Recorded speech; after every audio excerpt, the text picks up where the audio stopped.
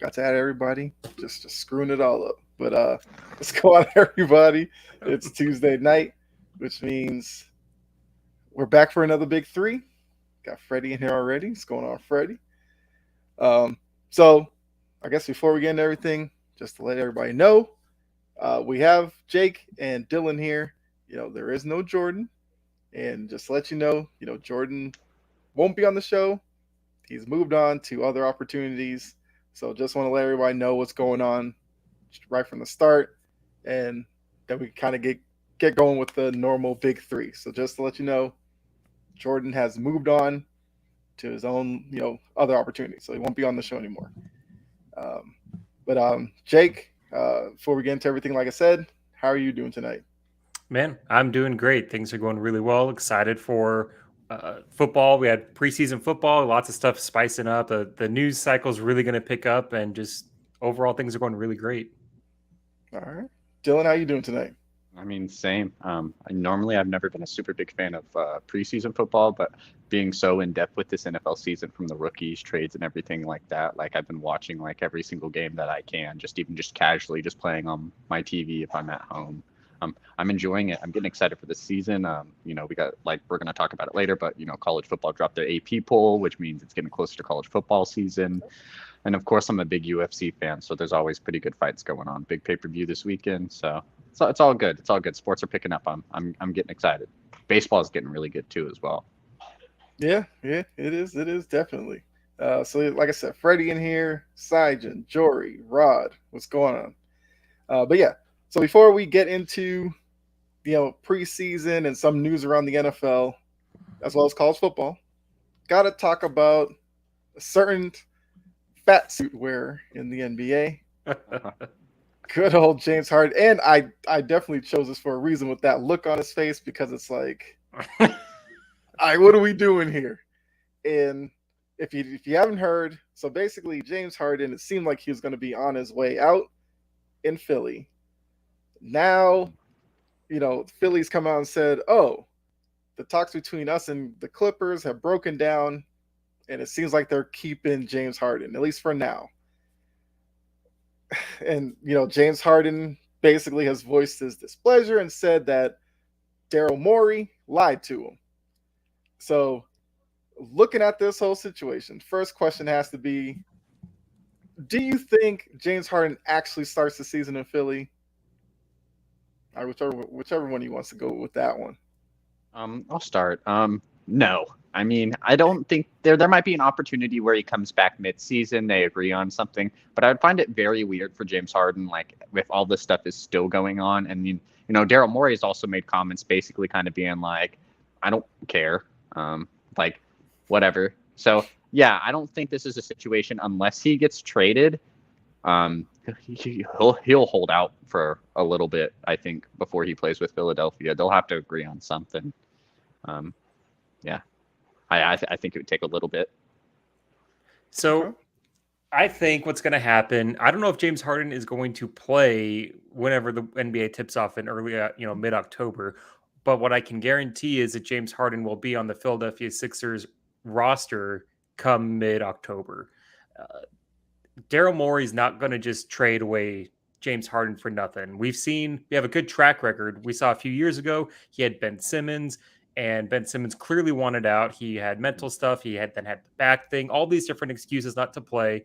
And the entire world was pressured, the sports world, basketball world was pressuring Daryl Morey to take a trade. And it was like a Buddy Hield and some other good player. I think at one point it was Buddy Hield and and Halliburton before Halliburton took off, which would have been a much better trade. But he stuck to his guns because Daryl Morey's his theology for basketball has always been, give me two superstars and I can build the rest of the roster out. We saw that in Houston, his time there, especially with James Harden being the center point. We're seeing it now with Philadelphia. Daryl Morey is going to wait until he gets a good return on James Harden, and he's going to be stubborn with it and wait probably until December, January, maybe even February with the trade deadline. The question is, I don't know who's going to want to take James Harden. That's the question that really needs to be asked: is who could take on that contract? James Harden's going to want to have an extension. Who's going to want to give him the extension with his age, with his lack of focus on his body and staying in shape? This isn't the James Harden from 5 or 6 years ago. This is a guy who's a diminished asset, who is also, he's a playoff choker. As much, whether you like him or not, he falls short in the playoffs year after year. I mean, there's an argument you can make that he's the biggest playoff choker in NBA history. I know for a while there, people would say that would go to Karl Malone. He had a big part of it. And so did Chris Webber, guys who he just wouldn't want to give the ball to towards the end. Mm-hmm. I think James Harden's kind of taken over that, and that has to take into account for what teams are going to want to do. So I think he's going to be on the roster, but that's only because Daryl Morey sticks to his guns and he's stubborn. Now, if James Harden plays or not, it's going to be completely up to James and if he's going to hold out. But I don't think he's going to be traded before October. I mean, when I look at Harden now, I kind of get this feeling that he's looking for kind of like the easiest path to a ring. Like, he tried the Brooklyn thing because it was KD and Kyrie. And then, like, the minute that wasn't going well, we started hearing Harden wanted out. Then he tried to, latch on to, the future MVP at that point, Joel Embiid, as well as Maxey, say what you want, Tobias Harris. There's at least names there. He tried it there. That didn't work. And now look, all of a sudden, after the way they went on the playoffs last season, now it's, Harden wants to leave. And now he's like voicing stuff about Morey, obviously to force Morey into kind of just sending him away for the better of the team. So I don't know, because Jake, you brought it up, like, where does he go that's going to make him happy, which I guess the Clippers might have if they somehow swung it that he could go out there with Kawhi and PG. But what's Philly getting back in return? Go ahead, but that's the question you have to ask yourself. Yeah. And I think Morey probably wanted, like Terrence Mann and some other pieces. But if I'm the Clippers, it's like I can't base my whole season off of Kawhi, PG, and James Harden. 3 guys that I don't know how their body's going to hold up. And if they do make it to the playoffs, if Harden disappears, that just puts more on PG and Kawhi. So less depth. Exactly. And we've seen it already in the way that the NBA is going. If you do not have that depth, it's not going to go well for you. Now, Phoenix is trying to sort of push that envelope this year, although they did, well in the offseason to kind of add pieces, but it's usually the teams with depth get the win. And I don't know what Harden's end game is. I don't know if he probably wants those talks between Philly and the Clippers to reopen at some point, because it kind of seems like that's where he wants to go. Like I said, They have 2 established guys there. He would go in there. I guess not a lot of pressure on him to perform like there was in Philly, because he was supposed to be the number 2 guy in Philly. And like I said, Game 6, we saw how that went. And then Game 7, James Harden wanted no part of that, as did Joel Embiid, not to say like he showed up or anything like that. And I don't know, like, looking at this whole thing, like, does this change kind of, I guess, how you would view Harden in like an all-time great type of sense? These last few years of his career, moving around, his antics and all that, like, does it affect the way you look at him? I mean, no, because I always thought Harden was one of those players, like even on his Rocket days, it's like he's really good, but is he like good enough to put with someone to win a championship? Like he's like good on his own. It really feels like, he's a very sporadic player. I mean, he didn't have a lot of the issues as he did now, I guess, in that Houston run, but even still, it was like I don't think anyone was really super confident that any of those Houston teams were going to win a championship. And that might sound a little mean or crude, but I didn't think Harden was going to be a leader on one of those type of teams. I think his stature still kind of stays the same. He's always kind of looked at as just a good stats guy. I mean, you hate to say that, but he's going to go out and even with the 76ers run, get you like 25 points, 15 assists, which is still really great numbers. But I mean, it doesn't matter if it doesn't accumulate to a championship. So he'll always be looked at as like one of like, I wouldn't say one of the best point guards or shooting guards or whatever you label him as, but just like a really good offensive scorer. And I think that's just kind of how it's going to stay until like he wins a championship. And that's how it is for a lot of players. They're always looked at being really good for these specific things until they win something. And right now, I don't see a path of him winning a ring.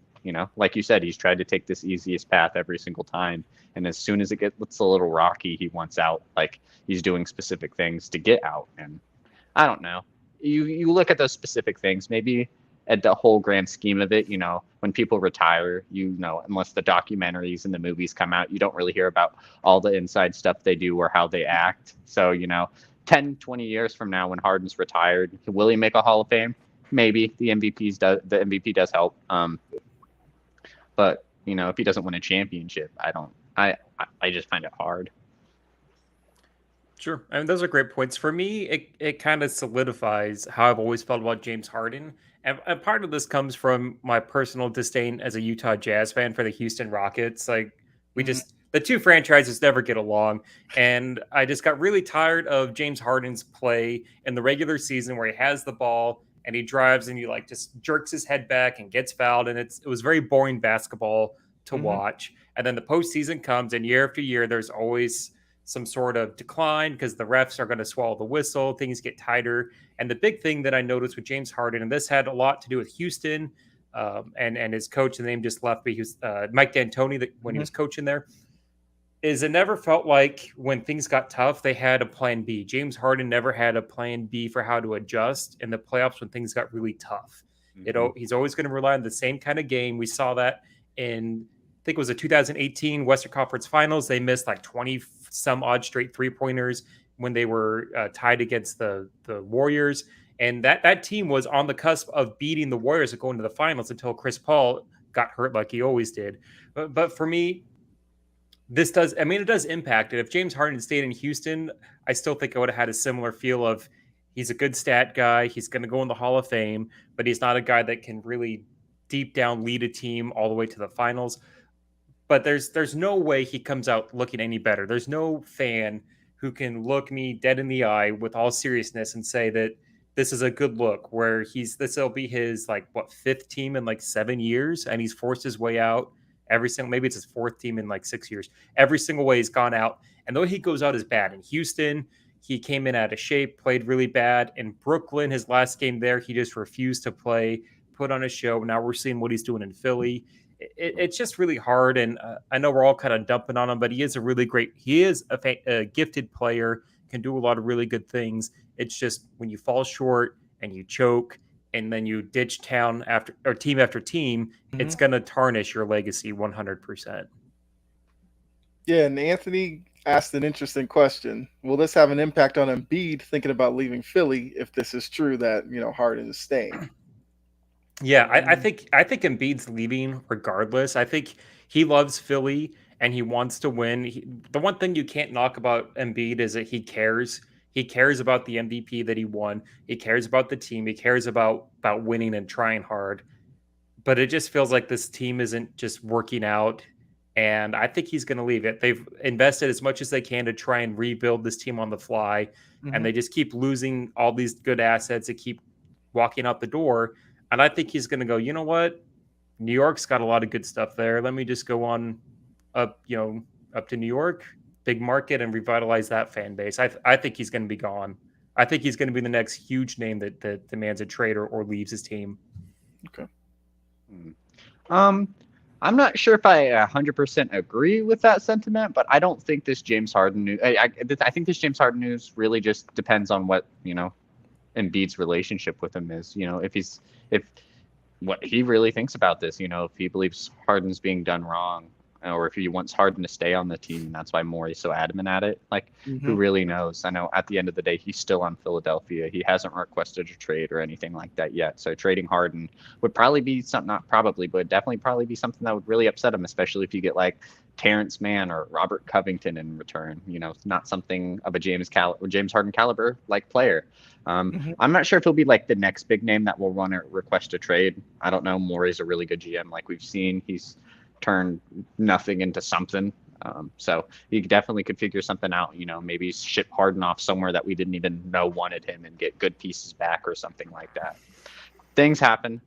It just depends on what's really done with Harden and then what's Embiid's relationship with Harden. If Embiid and Harden were really close and he really wanted to stay and was trying to push that envelope the whole time, and then Harden gets shipped off for nothing, or like pieces that Embiid didn't necessarily agree with, then yeah, I could see him probably asking for a trade.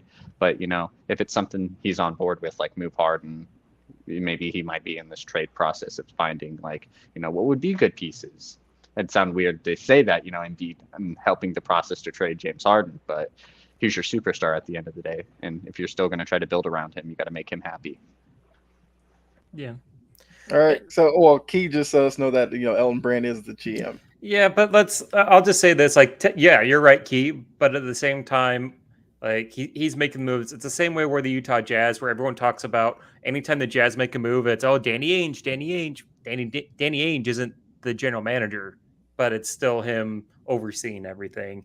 Right. And one thing, just really quick, as far as the relationship between Embiid and Harden, one thing I want to point out, that Embiid's not as tied to Harden as many people think. Originally, when the Harden trade went through, Embiid wanted Bradley Beal to be traded. That's who he wanted.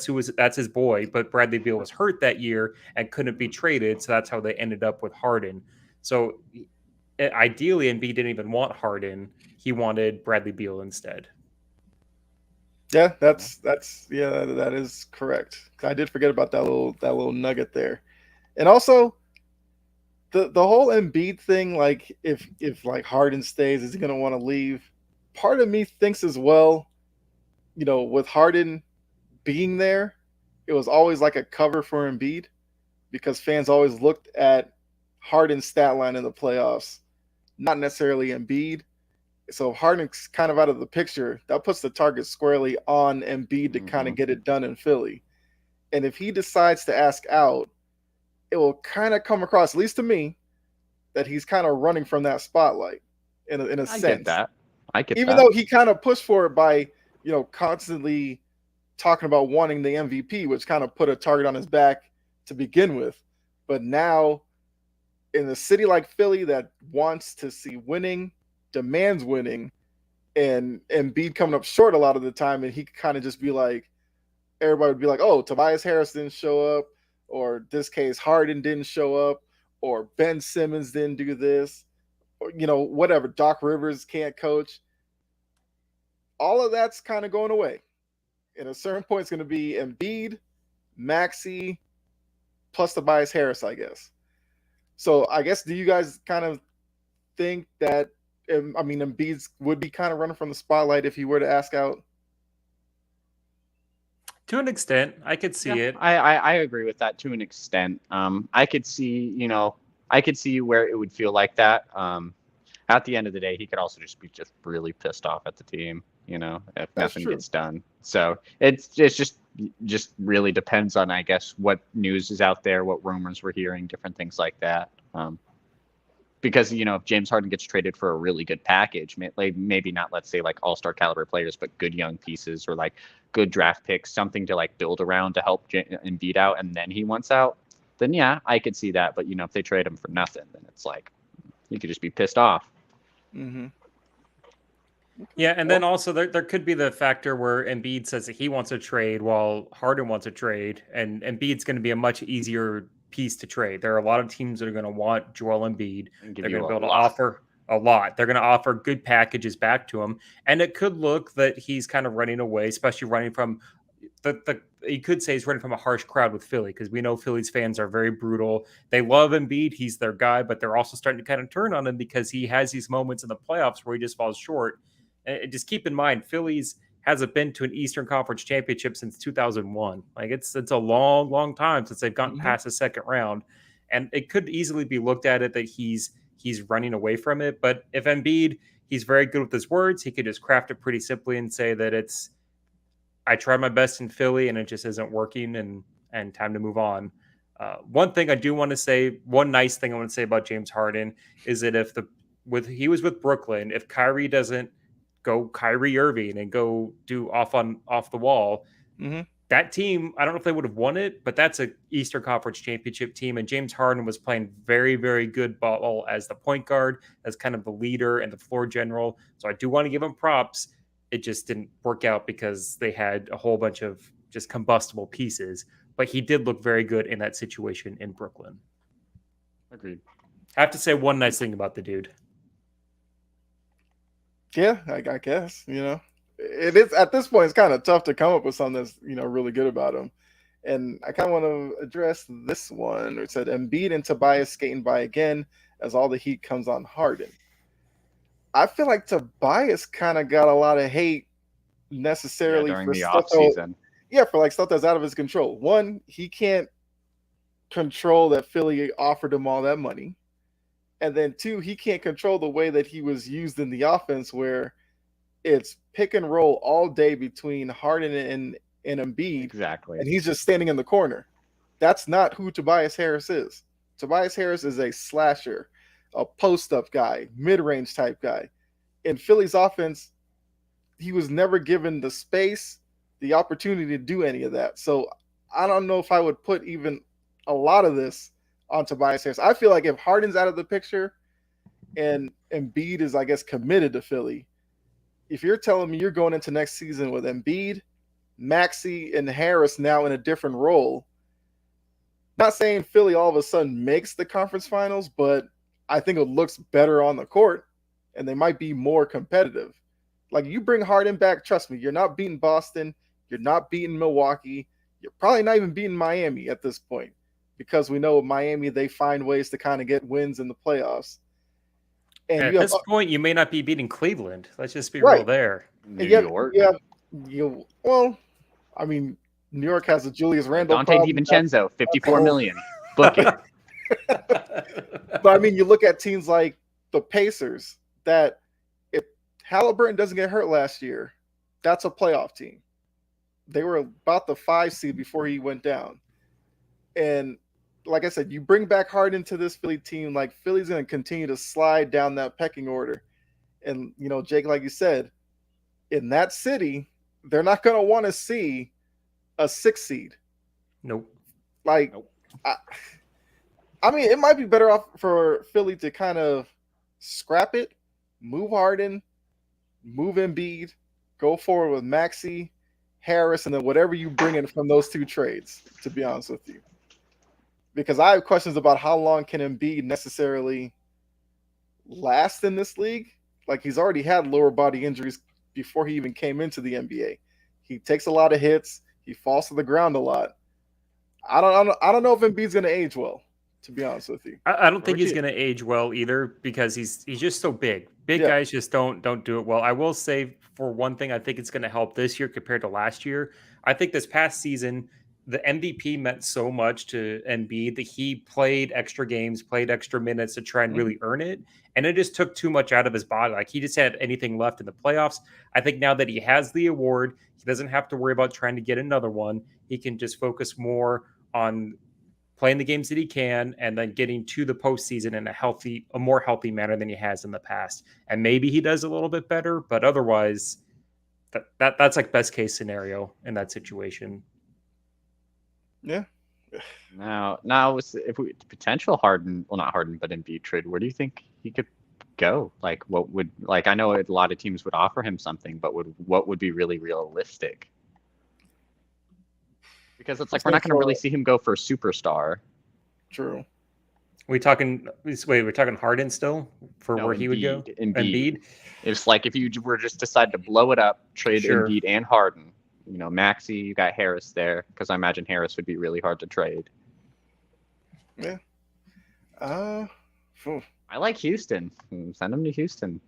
Houston has a ton of young guys they can send over. New York is going to try and get in there. I think Miami would as well. She'd be like, "Sorry, Bam, we love you, but Embiid's better." That's well, I mean, Philly did have Butler and Embiid before, but I just wonder, like those moments when Butler was trying to turn it on and Embiid kind of slacks a little bit. I could see Butler getting into him, and I don't know if Embiid necessarily wants that now. But they got Spoelstra. It could be a little different with Spoelstra. It could, and also that had a lot to do with Ben Simmons more than Joel Embiid. It was really that Jimmy Butler just couldn't stand Ben Simmons and his softness, and he was right about it. I think we could see. I don't think he'd be happy there. But let's not count out Oklahoma City. They have 1 million draft picks.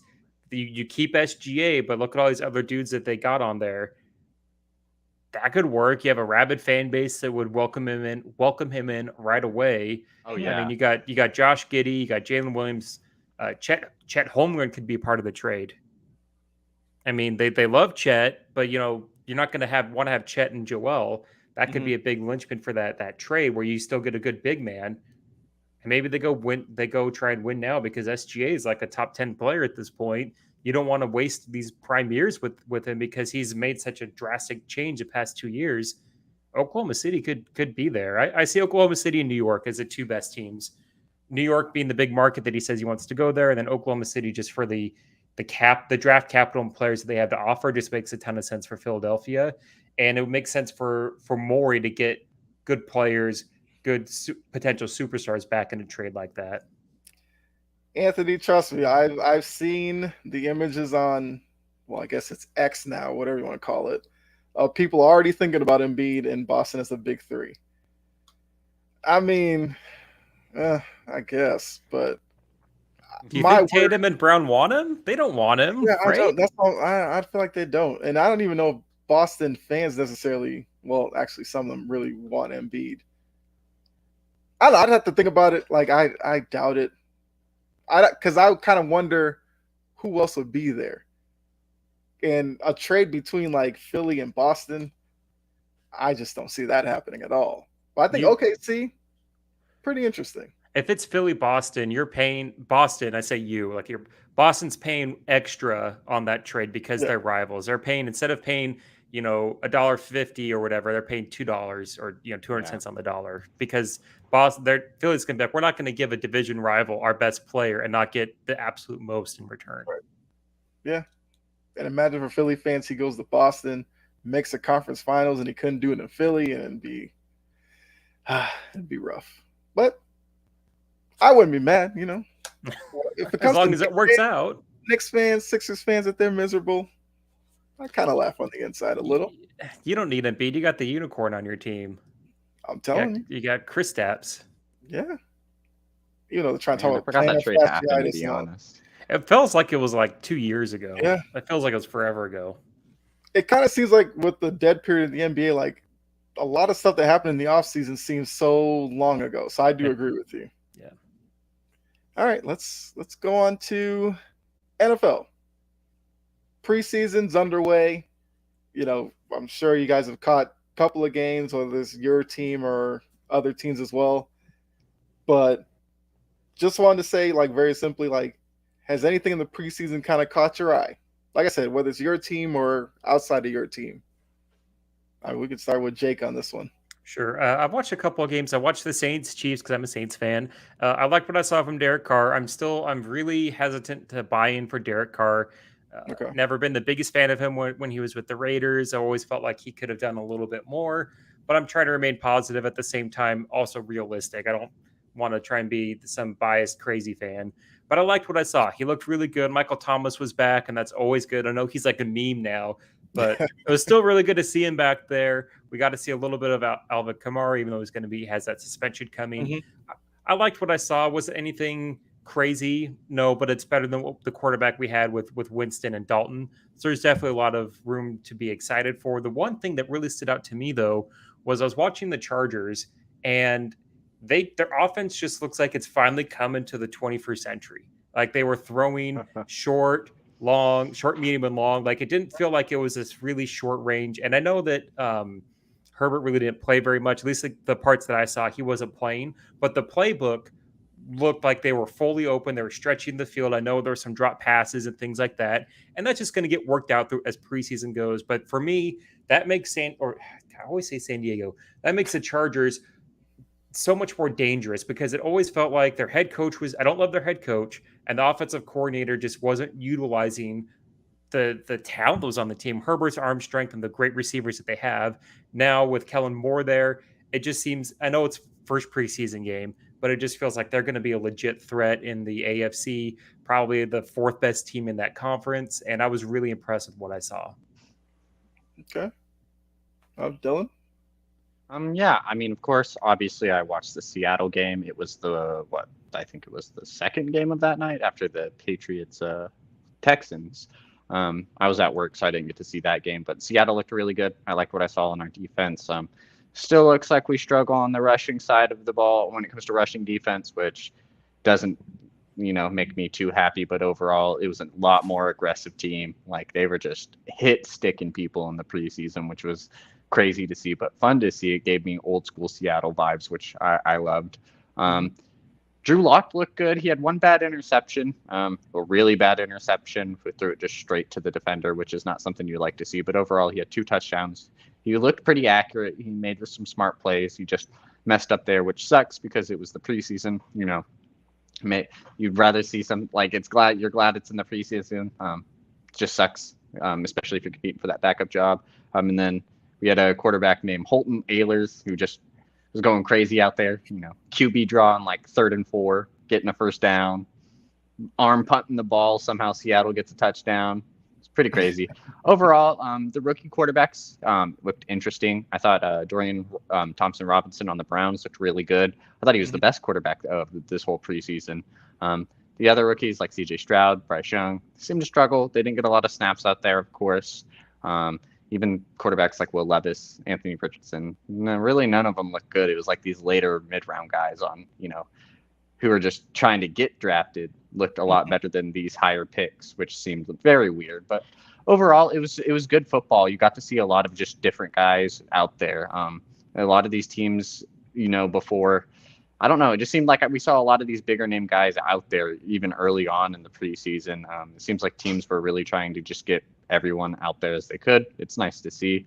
I'm going to be interested on, the cuts and stuff because I've been keeping up with all these preseason games. So, when we start dwindling down on the roster, it's going to be really good.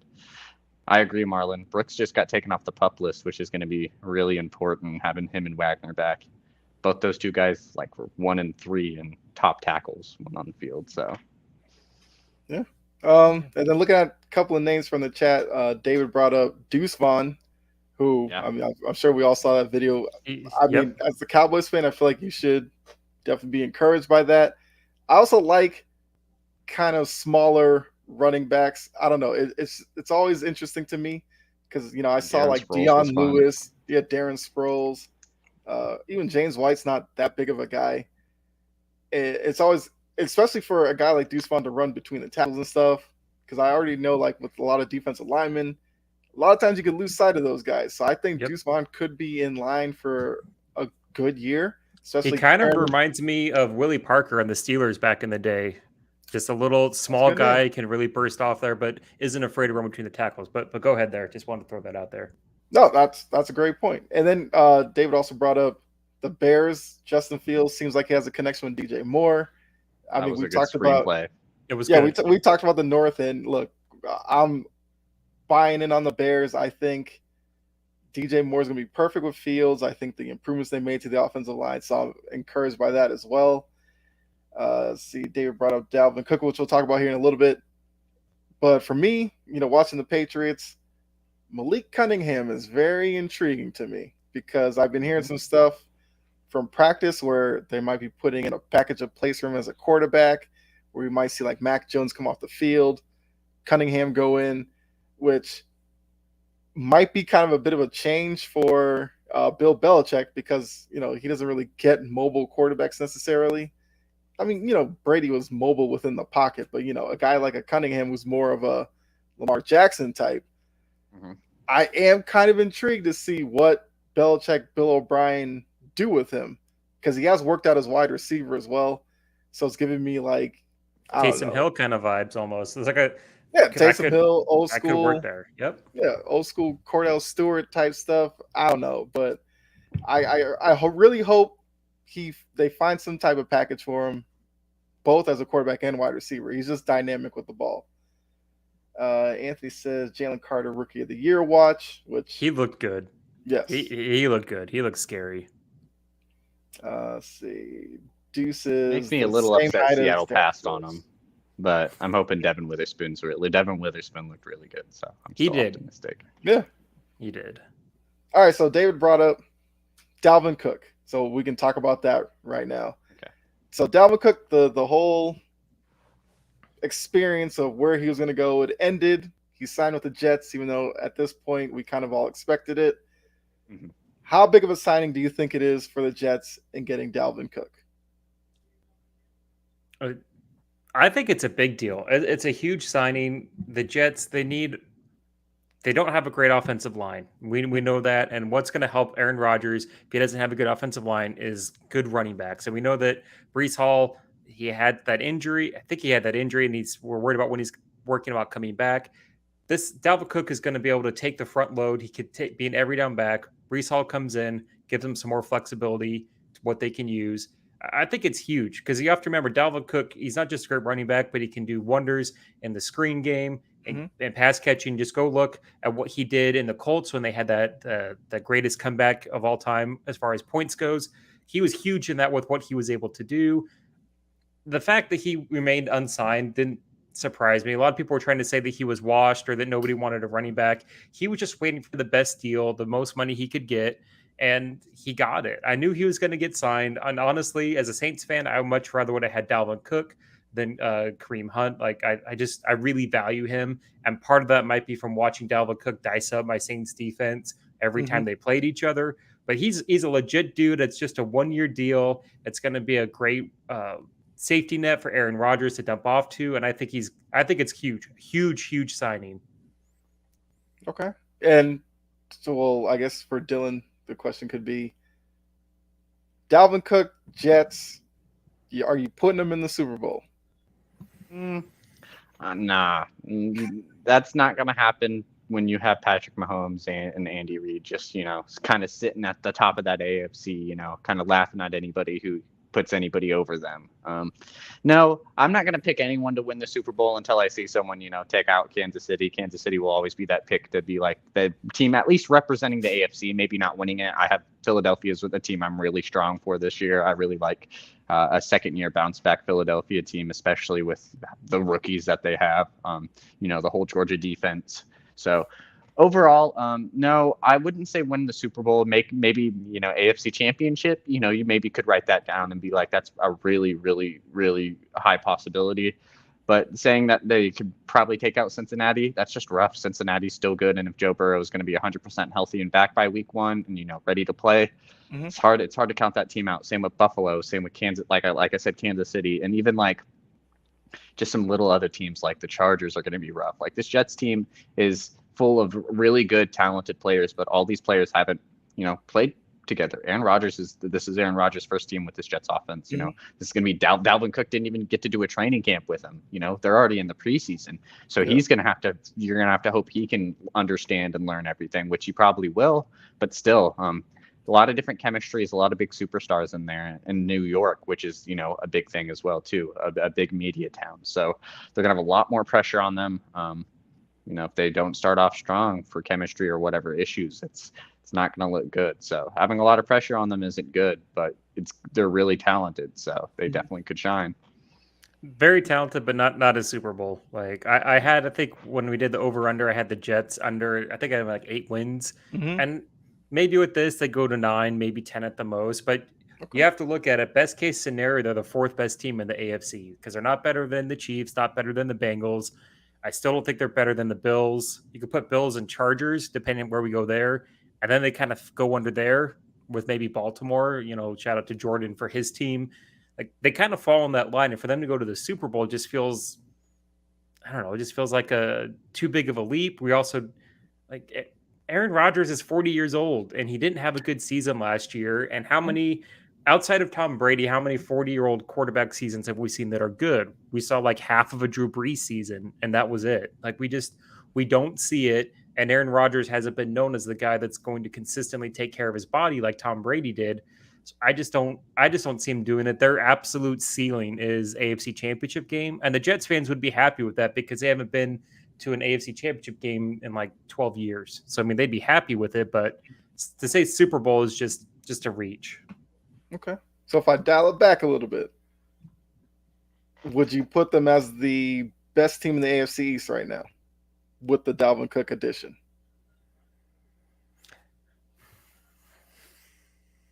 And see, when I made my list, I didn't even think about Miami. Like I left Miami off the list. Mm-hmm.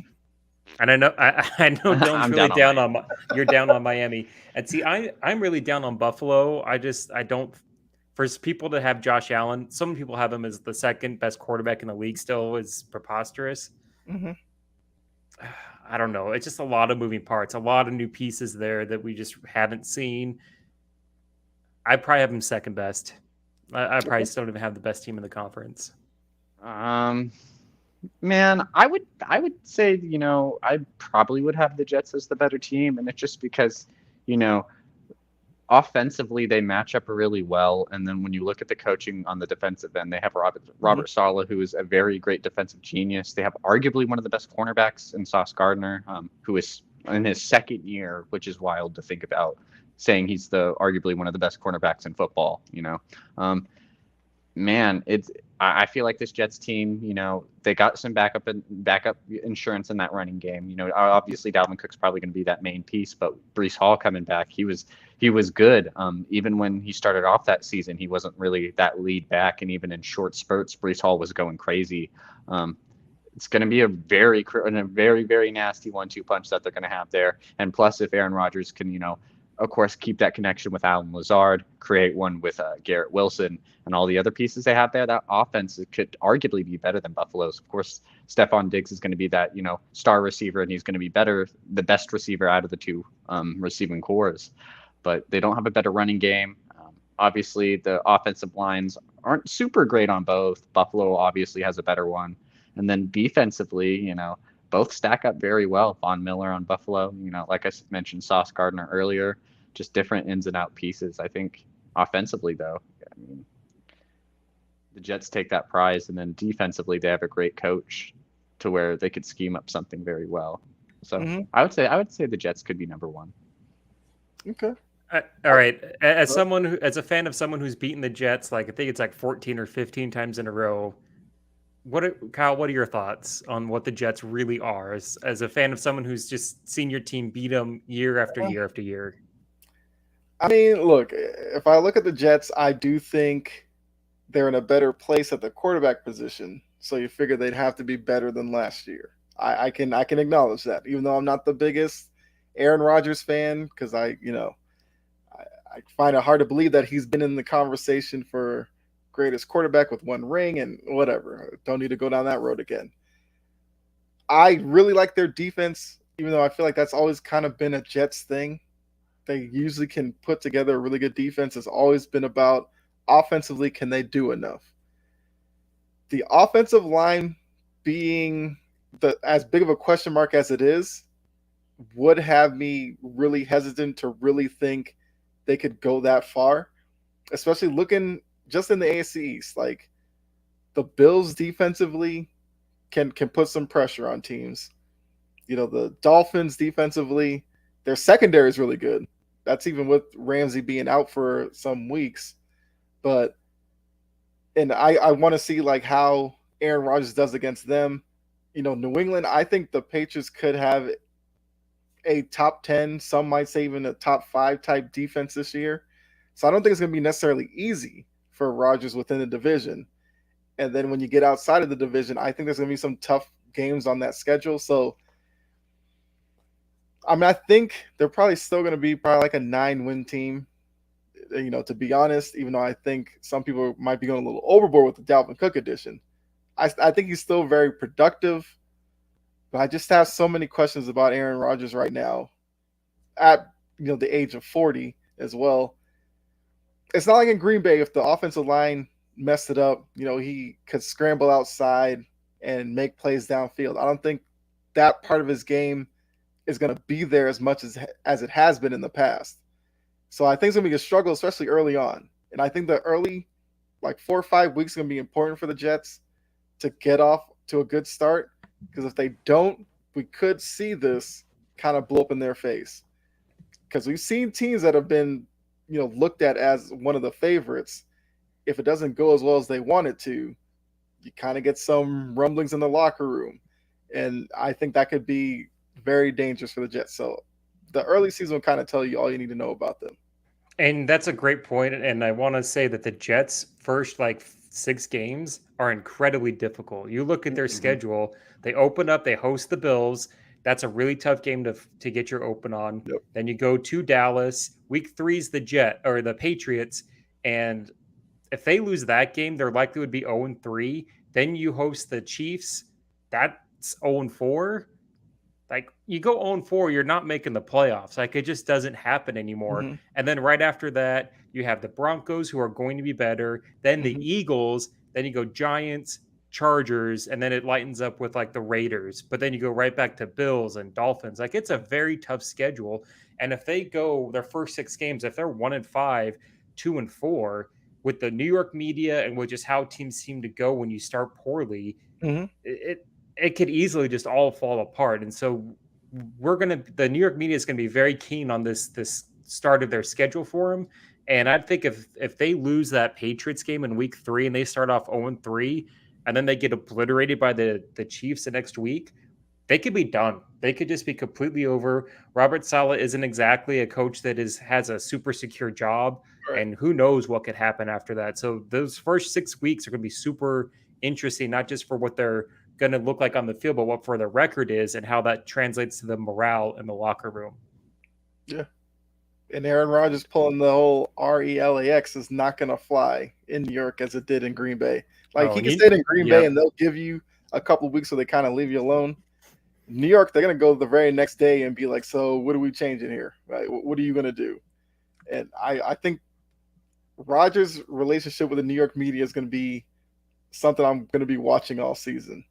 It'll be very interesting. Yes, that could be very entertaining. Let me see. Oh, I think David also brought up, or Marlon brought up, Zeke signed with the Patriots. That was a kind of an assumption at this point. What are your thoughts on that? How do you feel? Yeah, being the Patriots fan. I'm fine with it because I know Ramondre is going to be the number 1 guy. And looking at the preseason game, we saw them try Harris and Pierre Strong. And those two kind of don't look like that they're ready for that backup role necessarily. So you bring in Zeke, and now Harris and Pierre Strong go back to kind of a break glass in a case of emergency type of role.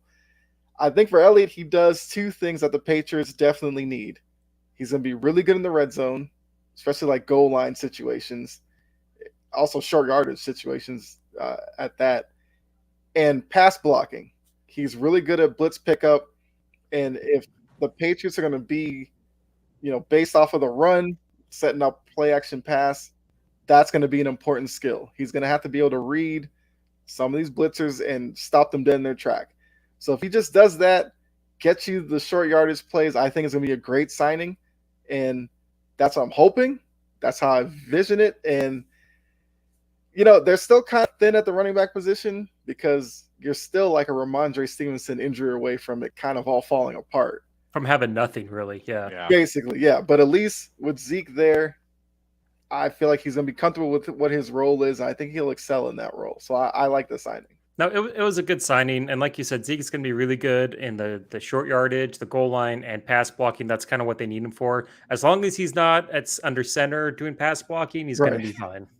Yeah. Just had to get that dig in there. Couldn't help myself. I mean, it's still a terrible way that, for his Cowboys career to end with It's terrible. just get run over by, who was it? I know it was the Niners, but I can't remember. Yeah, I can't remember who it was. It was so long ago. It's Probably- terrible look. Who's their D tackle? Buckner? No, he's on the Colts. Yeah, I can't remember. Either But it was way, bad. It was yeah, bad. it was just a bad look. All right, so let's go ahead and look at the NFC South.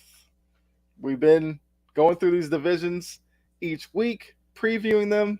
So we're on to the AFC and the NFC South. So as you can see right here, and this is from FanDuel. I know last week we had the issue with the over-under win totals. So this one is according to FanDuel today. We've got the Bucks at 6.5 wins, the Falcons at 8.5, Panthers 7.5, and the Saints 9.5. So according to FanDuel, Saints are kind of the favorite to win the division. So looking at this, as we always do, which one would you place your lock on? I'm going Tampa Bay under as my lock. I think this team is going to be really bad. I feel like this team last year, they're better last year than they were this year. They had Tom Brady who could get him out of a lot of situations, and they also had a lot of luck with teams just melting down in front of them. They had two, off the top of my head, I could think of two instances where they won games they shouldn't. That's the Rams and the Saints with Ingram not running out of bounds that have taken a knee. And then the Rams, I think Cooper Kupp messed up something. They couldn't drain the clock. This is going to be a bad team. They haven't done a whole lot. We don't know what's going to happen with the rest of the team. I think they're going to be about a 4-win team, and they're my lock to go under. Okay. Dylan? Well, this is going to make my lock very weird. I have the Bucks over as my lock. Okay. I think if you look at this team, no team really stands out as being a super dominant team. The Bucks are still really good in areas. I think they arguably still have one of the better defenses out of the four, if not the best defense out of these four teams. A really good offensive line. I know it still has holes, but they still have one of the best left tackles in the league, and Tristan Wirfs. They're going to have young running backs who are hungry to make noise. Rachaad White, we've seen flashes of him looking really good. And then, arguably, again, they still have probably the best receiving core. I know Baker Mayfield's going to be the quarterback throwing to him. That might not seem great, but even if he's shades of what we saw as his rookie year or the third year he was with Cleveland, if he can get connections to these receivers, that could be really good. Mike Evans, this is 4 or 5 straight year 1,000-yard receiver, maybe even more. Chris Godwin, a couple of years ago we were talking about him being one of the best receivers in the NFL, top 10 for sure. I think this Bucks team could shock a lot of people. These in-conference games are really going to mean a lot, and if they can win 4 or 5 of them, that's already close to their season total right there. Okay, and I guess to give you some insight on the schedule, so for the NFC South, they're facing the NFC North, the AFC South, and their extra game, the 17th game, is going to be the AFC East. So not necessarily the toughest when you look at the AFC South. Pretty easy schedule. So just throw out there, I guess if that maybe changes your mind, Jake, on the under 6.5. But I guess with the Bucks, a lot of the question is going to be Baker Mayfield, of course. I'm assuming he wins the job, even though there's all this talk about Baker Mayfield or Kyle Trask. I find it hard to believe that Trask is going to beat out Baker Mayfield for that job, but he's not winning it. Yeah, so I just feel like that's just all talk to maybe push Baker to be a little better. I don't know. Yeah. I would say competitive spirit. For everything you want to say about Baker Mayfield, I think he's a really good competitor. He's going to give you everything he can. At times it gets him in trouble because he takes some risks, but I don't doubt if Baker's under center, he's not going to do everything he can to get a win. It's just whether or not, Godwin and Evans can stay healthy, the running back position and everything like that. But my lock, because I'm like Marlon here, where he says the South's going to be interesting to keep an eye on, because that Falcons 8.5 is jumping out at me for whatever reason. For over or under? That's what I'm trying to figure out, because I wanted just to say Falcons under, just to be like a jerk, because I hate the Falcons. Right. We'll see. The Falcons under, I could see that. I don't think the Falcons are going to be very good. I don't trust their quarterback play at all. And that's why the number is so interesting, because I feel like they've made improvements everywhere else except the most important position at quarterback.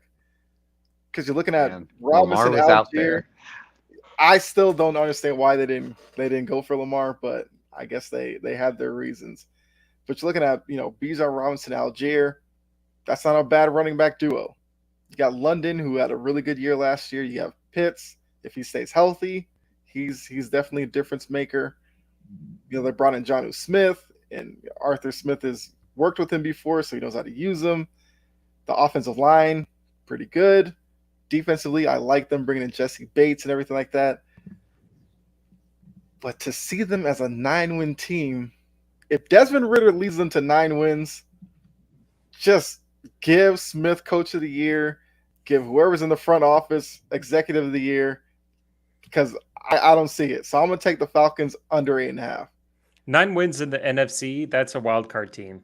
I mean, that could win the division in this, but that's a bare minimum a wild card team in the NFC. So do you see the Falcons as a playoff team? It's like, oh, man, I don't know.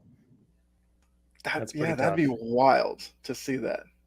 But, I guess that would kind of shut up a lot of the haters for Desmond Ridder. If they're a playoff team, that means he's got to be decent, at least. Whereas I think a lot of people question whether or not he should be an NFL starter to begin with. Yeah, he didn't look good. And everything I've seen has been very much left to be desired. So hopefully he's had a good training camp of preseason, because what we've seen hasn't been promising by any means. Yeah. All right, so now looking at the rest of the division. So we talked about brought up the Bucks a little bit. So Jake is under 6.5. Dylan's over 6.5. I'm actually over as well. I have a strange feeling about Baker Mayfield. I feel like I'm one of those guys who probably, thinks more highly of them than most. I could see them as a 7-8 win team. So I would go over the 6.5. So let's talk about the Saints now. 9.5 wins. That's putting a lot on the addition of Derek Carr, which is an upgrade over, Jameis Winston, the Taysom Hill experience, Andy Dalton, any number of guys you want to throw in there. Kamara's going to miss the first couple of weeks, but, they did draft Kendre Miller. They have Jamal Williams. They have Olave, Michael Thomas, if he, I guess, actually shows up in the regular season, because I still say he's kind of a myth right now. Defensively, they're going to be pretty good. And in this division, you'd have to say Carr's probably the best quarterback. So should we not just go over 9.5 wins, because they might just be the best team in the division? What do you think about that? I'll speak first, because they're my team. I feel like 9 wins is probably where they're going to finish out. You have to also consider the coaching isn't great in New Orleans at the head coach spot. Very much left to be desired. But I feel like 9's probably a good number. So this 9.5 is really a smart number that Vegas is putting out. I'm going to go over. I'm not going to lock it or anything, but I think that they can get the 10 wins. They have a very easy schedule. They've been known to play very well against teams in their division, especially with Tampa Bay. When Tom Brady was there, they did really well. They're going to be even better with Tom Brady gone. I feel like they're going to be 10, but they're not going to hit 11 or 12 wins. They're probably going to be 10. But 9.5 is a real smart number by Vegas, because it's right where it should be for that team. Okay. Dylan, what do you think? Yeah, I'm gonna have to agree with the over. I think 10 is a good set of wins. I think 10 is gonna win the division. Basically, which one of these teams can hit 10 wins is like, congrats, like you got the playoff spot out of the NFC South. I think on paper, just over the process, I do think the Saints are the better team here. I do think they have the best quarterback situation when it comes to who's ready to play now. We obviously, you'd probably rather have Bryce Young, probably the first overall pick, being your quarterback situation. But right now, winning, I think the Saints are the best on paper. If you can get healthy Michael Thomas and a Derek Carr connection, that could be really good. You still have Chris Olave on that team. Jamal Williams is a red zone beast. You're going to get Alvin Kamara back. That defense is still really good with Cam Jordan. Still got young pieces there. I do think the Saints team, just on paper, is going to be slightly better. I think I'm kind of higher on the Bucks, like Kyle is. I think that's going to be their real competition. I think the Falcons and the Panthers are going to just kind of struggle, and that's going to be due to the rosters, teams, and anything like that. But yeah, I do think the Saints over makes sense. They're the team I think I have winning this NFC South right now. I actually agree with you guys. I have the Saints over. I see the Saints as a 10-7 type of team. Once again, I'm one of those who doesn't think Derek Carr is as bad as the Raiders kind of made it seem like he was last year. Like, with all the dysfunction there, there's a lot of quarterbacks that would have looked kind of below average. So I do think we see a much better Derek Carr this year. And, looking at the Saints, they have a lot of talent around them, like I said. So, yeah, I agree with you. I got them over 9.5. So now let's look at Carolina. Bringing in Bryce Young. He's given the starter job. Obviously, you take him that high, he has to be the guy. They brought in Adam Thielen to the wide receiver group. They brought in Miles Sanders at running back. The defense, I feel like some people feel like the Panthers could have a really good defense this year. Some, I feel like maybe not so much in terms of as good as some are calling their defense could be. But Vegas has them at 7.5 wins. What do you think about that number? I'll start. I'm gonna take the under on it. I think it's an interesting number. I do think that team got a lot of veteran leadership, a lot of good players, that you would probably want to be around, Bryce Young and just any younger guys that you're kind of putting in there for this rebuild. Overall, I do think this team's going to be a probably 5-6 win team, and it's not going to be a bad 5-6 wins. They're going to play good. I think this team's going to play a lot of teams very well. That's going to be a very youthful team, an energetic team. It's going to be a team that's probably going to go up against, I'm not sure what their schedule is, but a good playoff contender and, play them really close. And you'd be like, they're probably, a year of progression and a couple pieces away of maybe being something legitimate. But it's still a young team on paper. I do think the Saints and the Bucks, we look at it as kind of a very, very close race right now. And I think when we get to the season, I think the Saints, are going to be like a little bit of step ahead. We're going to be like, oh, they have guys who've kind of done this in the building. They know what it takes. Same with the Buccaneers. They have guys who know what it takes. Not a same story with I see the Falcons and the Panthers. I think the Panthers will be, like I said, just a good 6-win team, a team that you'll want to watch. You'll want to watch this Panthers team.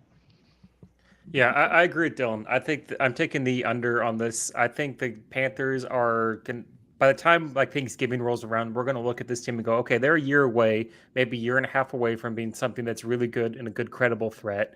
It really is going to come down to Bryce Young and what his progression can be and how he fits in with the receivers. They did give up quite a bit in order to move up in the draft to get him, and that's going to kind of hurt what weapons and what's there around Bryce Young. And I just feel like this team's just going to take a little bit to get going. Bryce Young didn't look great in the preseason game, and the offensive line didn't look good either. The Panthers defense is good. It is going to, do some damage, especially against other teams in the NFC South.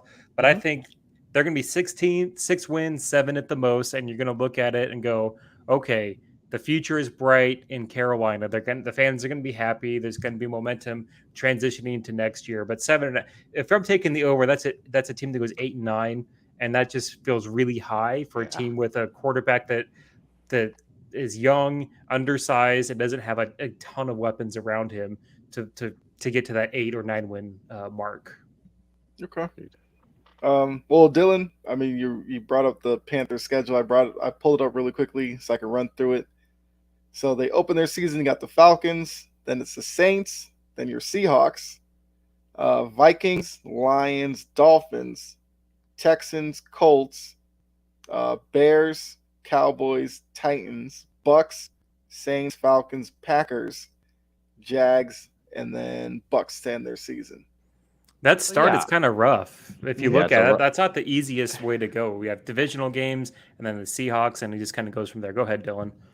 Oh, yeah. I was going to say, it was rough start. They have some winnable games in there. Like, Colts could be a fun game. Anthony Richardson, Bryce Young. They have different games like that. Like the Jaguars could be a team, they play them. What do they play them, home or away? The Jaguars are it's on the road, so in Oh Jacksonville. man, so I was about to say if it was like a home game, that could just be a sneaky like trap game for them. Different things like that. This team's going to be good. They're going to be able to get some good connections, draw some things up, and win some of these games. But like Jake said, 8-9, oof, that's some big aspirations for that Panthers team. It'd be easier to take the under. It's more realistic. And this will be a team when if other teams got asked at the end of the season, they'll be like, man, I hated playing Carolina. They always played me tough.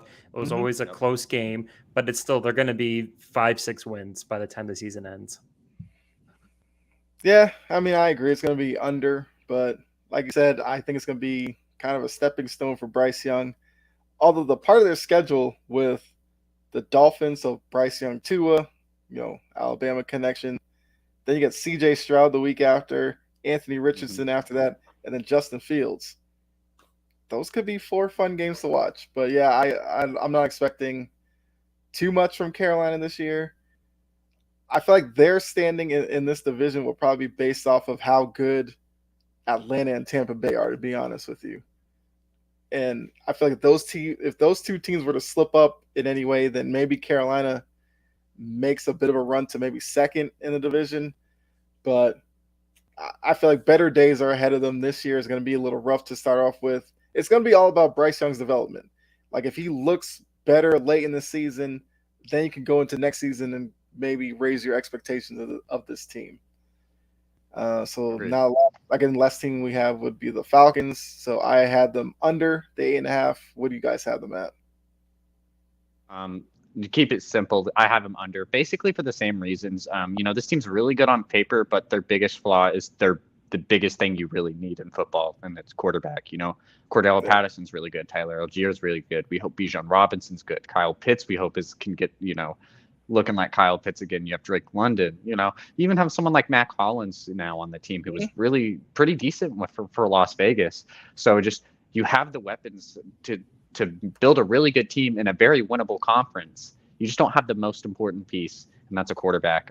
We all have been very vocal. I'm not sure how many people on this network are actually vocal about Desmond Ridder being good. So yeah, when your biggest flaw is a quarterback, shout out to Taylor Heineke, shout out to the Commanders fans. He was cool there. He's not going to really do much for Atlanta, and I don't really think Ridder is either. It's kind of the same situation as the Panthers. Over 8.5 is 9 wins, and I feel like this team is just going to run the ball a lot. Maybe not score a lot, maybe look very good on the yardage wise. Like we end the season, and we're like, dang, they've really got a lot of just offense in. But that's about it. I don't think 9 wins is. It could be achievable, of course, but I don't think it's in their realm. I think they have the highest chance of being the worst team in this conference, and it's kind of crazy that the odds have them as the second best. I get it with that Bijan Robinson and his big star value, and Kyle Pitts and their value, but they have nobody really running that offensive helm that could make them worth the value that they are right now. So, yeah, no, I'm taking the under. Yeah, I'm taking the under as well.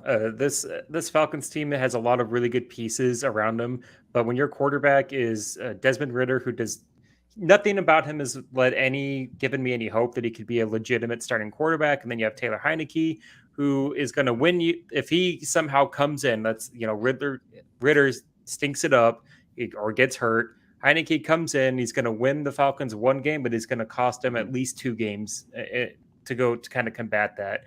You also have to take into consideration that the Falcons, I don't know if you guys have watched the quarterback special on Netflix, but when they're following the Falcons, there's so many games where they just lose games that they should have won, that it's right there for them, and they just fall apart. I know a lot of that was on Mariota, but there's the coaching hasn't always been the most consistent or the best as far as their late game execution. And that's just to get to 9 wins, even though this is a very bad division and a bad conference, you have to have more than just a running game, because I don't trust Ridder to throw the ball in a 2-minute drill. And in a 2-minute drill, Heineke, he's going to have 1 good 2-minute drill to win a game, and then 2 that are going to just fall apart and cost him two games there. So I'm going under. Almost wanted to lock this, but decided not to let my hatred for the Falcons as a team shine out for the network. Yeah. And I mean, looking at their schedule as well, because I was just curious. They start off with the Panthers, and they have Green Bay. Then it's the Lions, the Jaguars.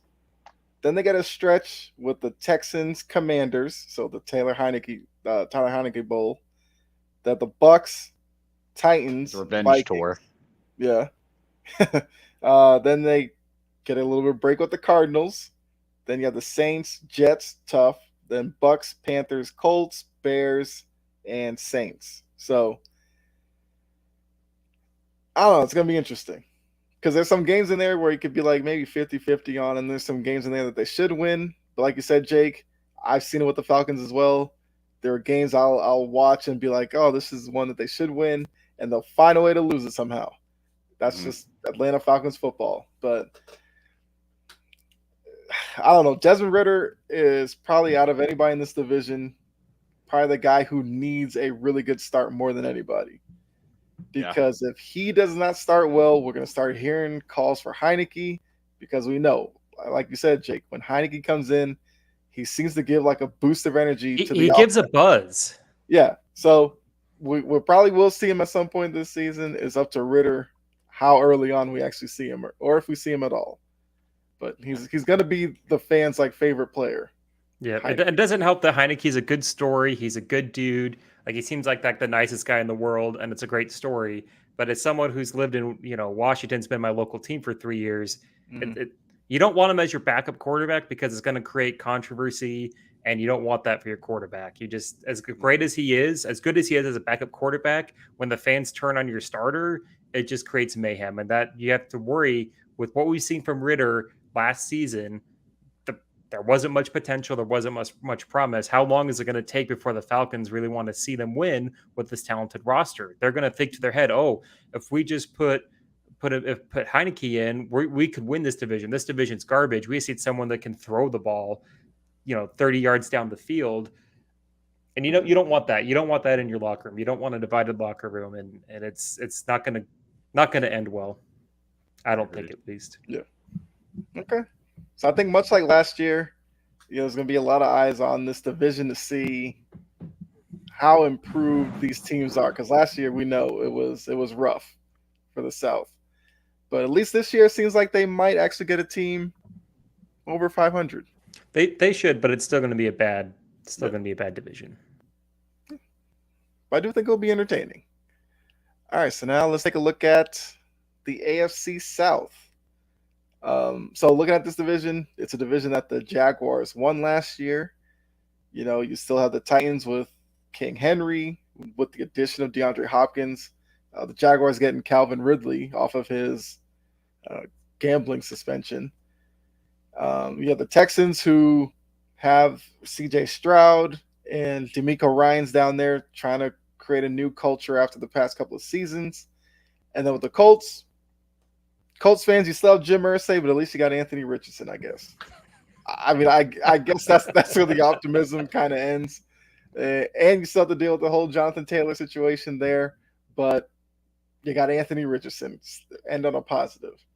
So looking at the totals here from Vegas, we got 9.5 for the Jags, 7.5 for the Titans, 6.5 for the Texans, and then 6.5 as well for the Colts.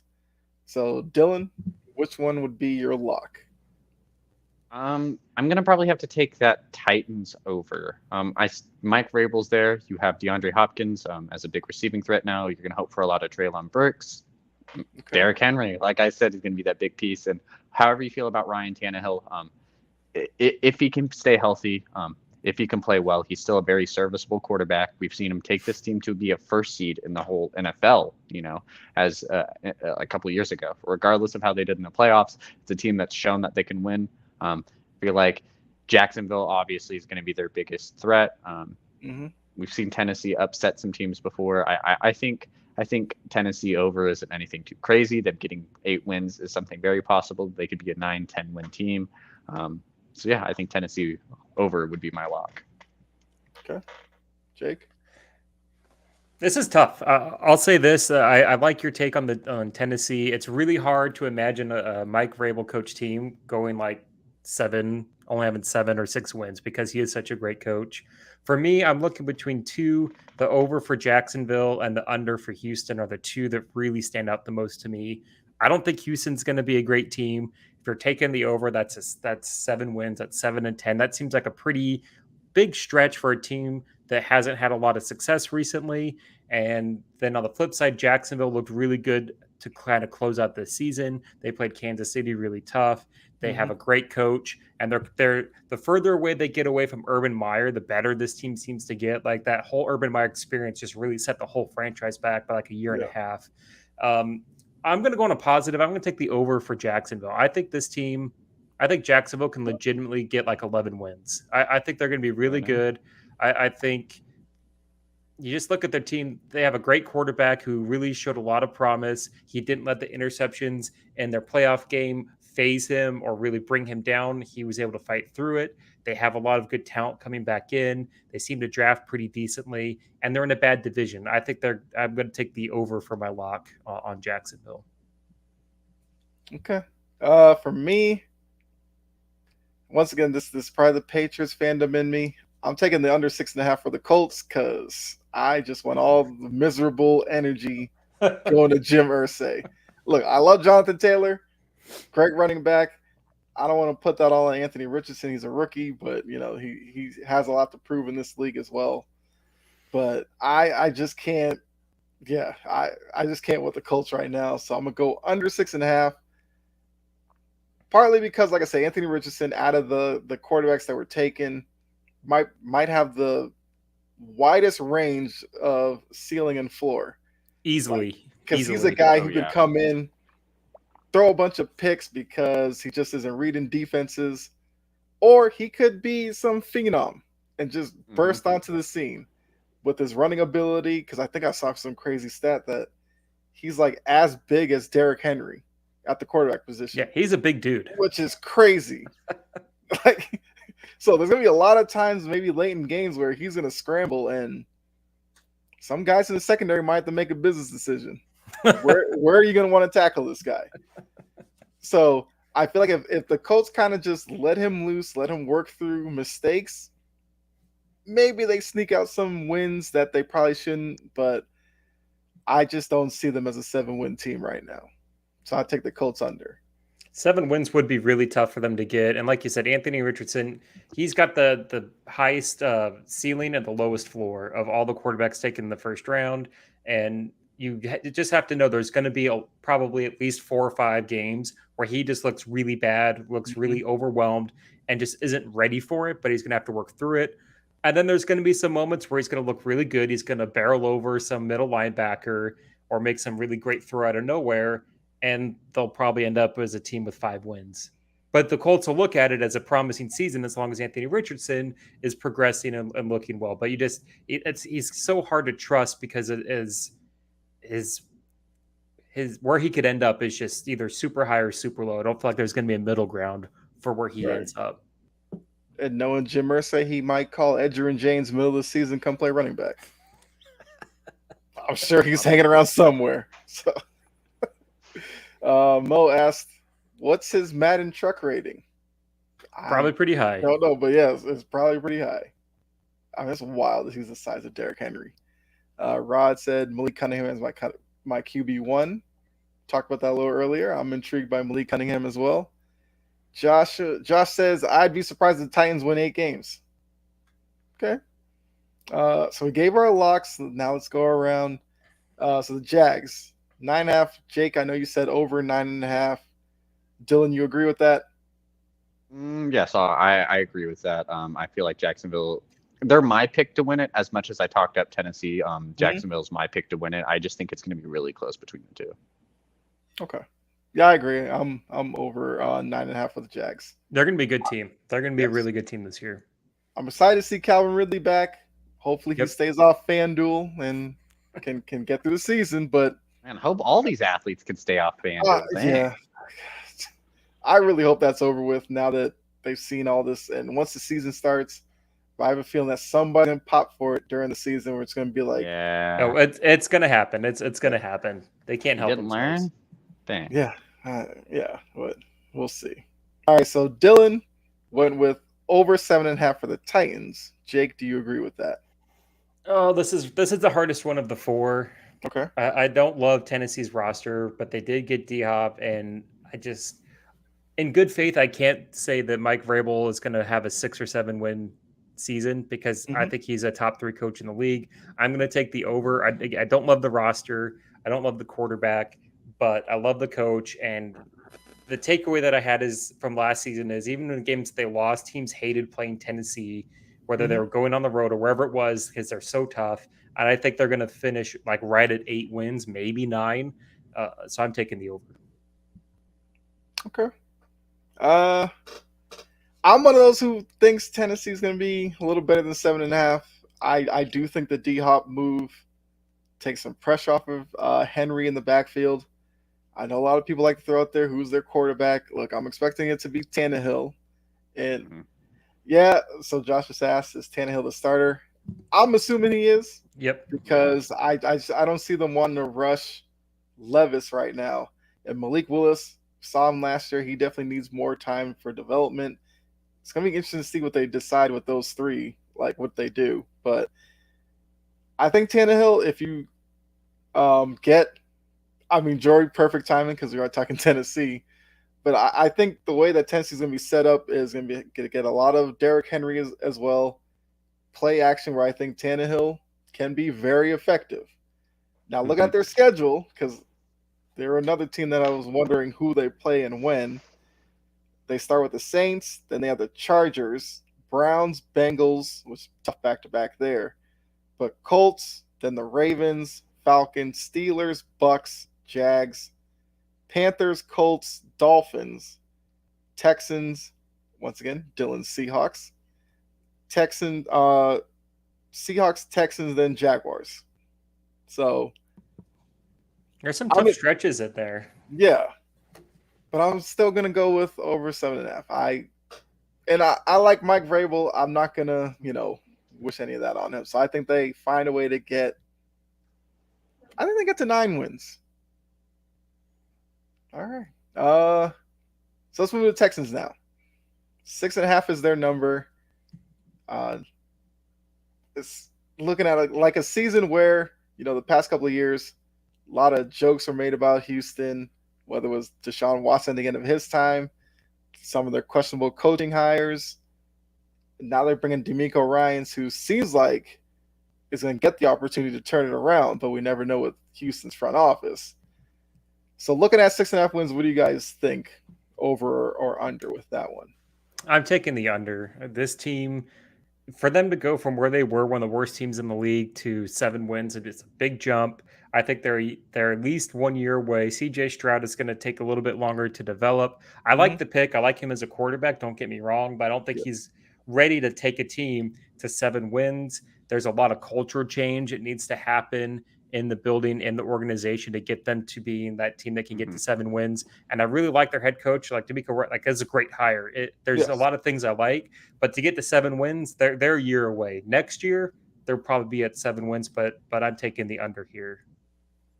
Okay. Dylan, you agree? Yeah, I'm not going to go too much on it. Basically, I agree with all the reasons that Jake said. I feel like CJ Stroud, a lot of people were really down on him. And I think, outside of, I don't think Levis might play that much if Tennessee's good or at all. So I think, out of all the quarterbacks who are going to be starting out of this rookie bunch, I think Stroud's going to probably be looked at as maybe potentially the worst one. And I just think it's because he needs a little bit more progression than the others. But yeah, I think this Texans team is going to be really good. I have a lot of faith in D'Amico Ryans as a coach. I think this Texans team is trying to turn a new leaf, a new page, different things like that. I think the Texans will be okay. I like Dameon Pierce a lot. I like some of their wide receiver options with John Mechie, Nico Collins, different things like that. But I think this team still has a lot more to go. Will Anderson will be fun. Different pieces are going to probably shine. I think this team could win 5 wins. And, I think if Will Anderson is in talks for Defensive Rookie of the Year or is, I think Texans fans will be pretty happy. And if CJ Stroud has like a bounce back second half season, that'll be okay. Yeah, I agree. I'd go with the under. And I think all this season is about is the culture in Houston. Show stability, show support behind D'Amico Ryans. Let CJ Stroud develop. I feel like that's what it's all about. But yeah, I'm going under. Let's see. So Jory was talking about Tennessee, and she said Tannehill is the starter. He's very good with play action pass, which I did mention. Malik has improved a lot from last year. Okay, and defense will be better than y'all think. Well, I mean, Fair enough. Dylan and I are high on Tennessee. Jake is he's not low Not on him, as but it's just no, just not as it's high. Yeah. don't love the roster, but I love the coach. I'll put it this way: the only reason I'd root for Tennessee to lose is that they maybe would fire the coach, and then the Saints would fire Dennis Allen and get Mike Vrabel as the coach, because that'd be fantastic. He's Okay. one of the best in the league. Yes, I'm a big fan of Vrabel. All right, so now the final team in the division. Those good old Colts with Jim Irsay and his stupidity. But they get to play in this season, can't banish them or anything like that. So they're at 6.5. I said my lock was under 6.5. Do you guys agree with me? Yeah, to keep it pretty simple, yeah, I agree. I think Anthony Richardson's going to be fun to watch, but I don't think this team on paper is over 6.5. I think out of all the teams, though, that I've picked, I think this Colts team is more likely to hit their over than their under. I think this Colts team, I think the Jags, 9.5 is going to be rough. The Tennessee, we still have questions. The Colts, as much as I don't like it, Michael Pittman's still really good. If they can get Jonathan Taylor to come back and play, if they sign one of these big remaining free agent running backs like a Kareem Hunt or something like that, I think this team definitely could surprise people, but I'm taking the under to be safe.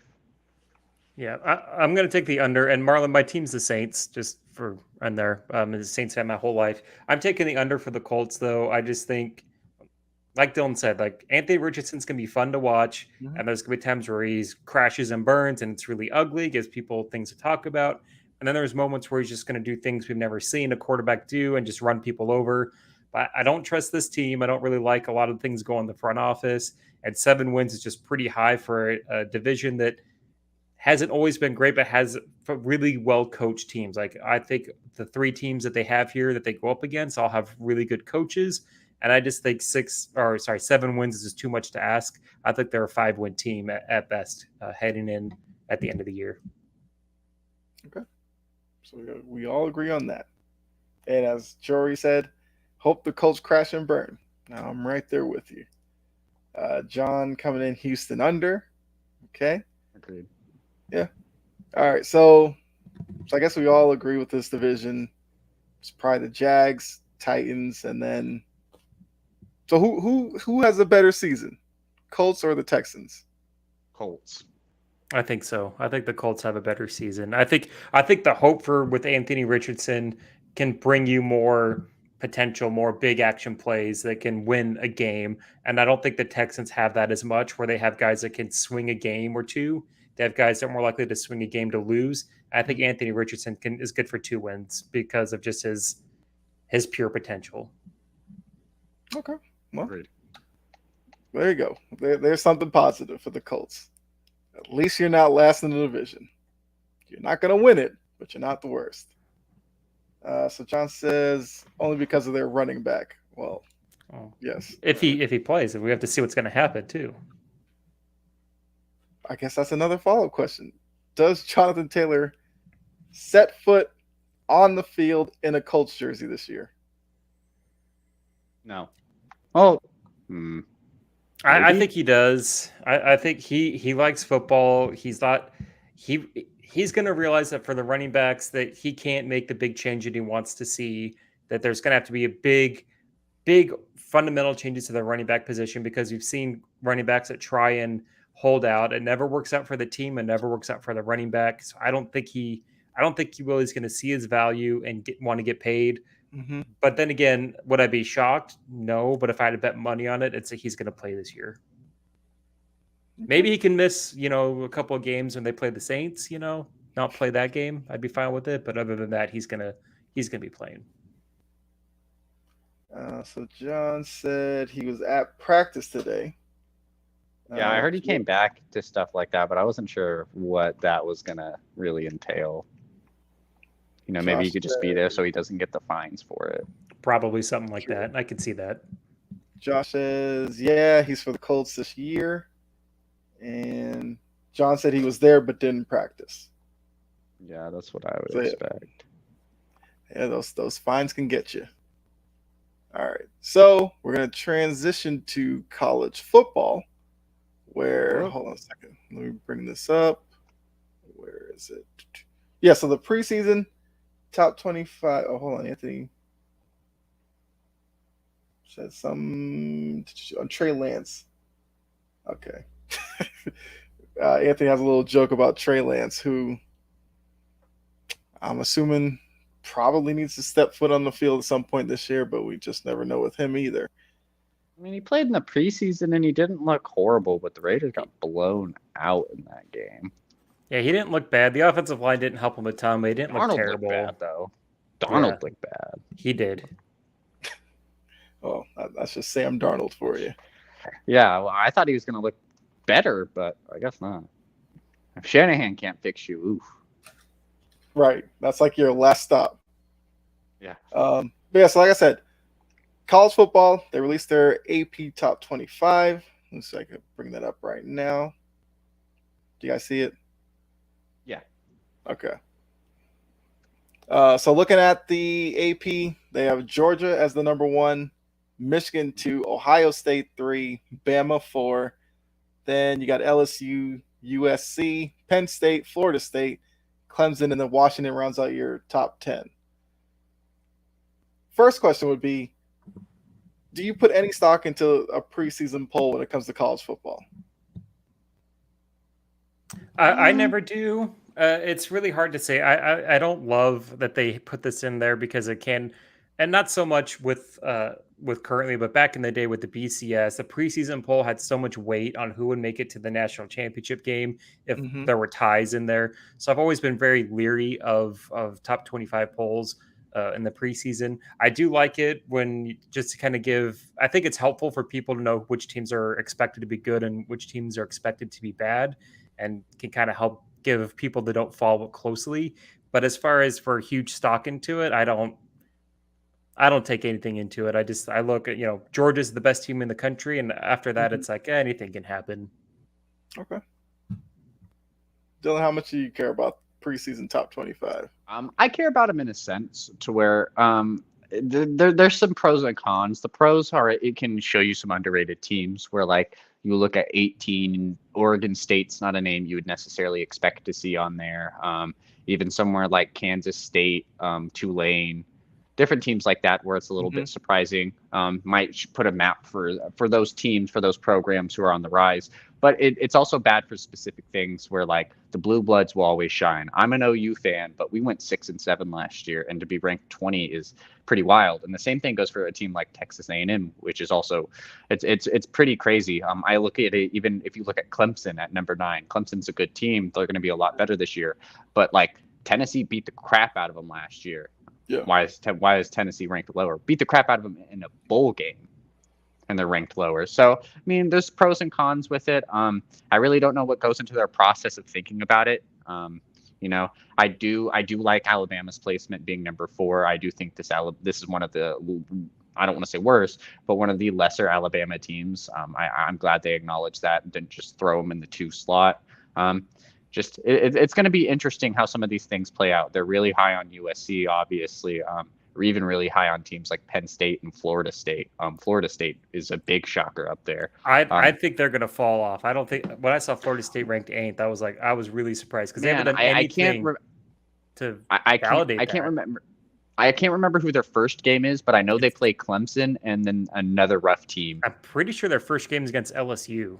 Yeah, that's like their big game. It's LSU. Yeah, so they're already going straight into the fire, having to play 5 and 9 in their first month. So it's really gonna test them. Maybe that's why they put them up there. If they do get a win against LSU and do get a win against Clemson, and this Florida State team is legit, then being up at that 8, 5, 6 spot, which should be deserved then at that point. But man, it's wild to see. I'm interested to see how the season is going to shake up, and how these standings are really going to change, especially with all this conference realignment. I'm more interested in next season's polls, especially with all these realignments happening, to see how that will look like. But man, it doesn't really have too much of a big rankings outside of like teams I want to look for, watch. Like Wisconsin being 19, it's like they haven't been 19. Yeah, I read that right. 19. Like they haven't been good for a while, but then being ranked again, kind of puts it a note in my head, like, hey, Wisconsin could be pretty decent again this year. Look out for them. So just different things like that. What are your thoughts on the preseason poll, Kyle? I'm curious since you've been around for about as long as I have watching college football. Yeah. So, well, just to let you know, Florida State does open with LSU, then they get Southern Miss, then my BC Eagles before they get to Clemson. But yeah, so when I look at this, John said Washington is ranked way too high. I feel like that's because I think there's a lot of eyes going to be on Michael Penix. Yeah, so I think a lot of people expect big things from him this year. And look, it's going to be the last year of what we know as the Pac-12. So it's going to be interesting to see who can kind of win that. And can that team make the playoff or not? Like I've heard a lot. Well, I mean, USC, you have Caleb Williams coming back as, the Heisman Trophy winner. Some might argue, should USC be ranked a little higher? I think where they are is fine. Texas is a team that, I liked what I saw from Texas last year outside of their quarterback issues. But if, was it Ewers, how you pronounce it? Yeah. Ewers is healthy all year.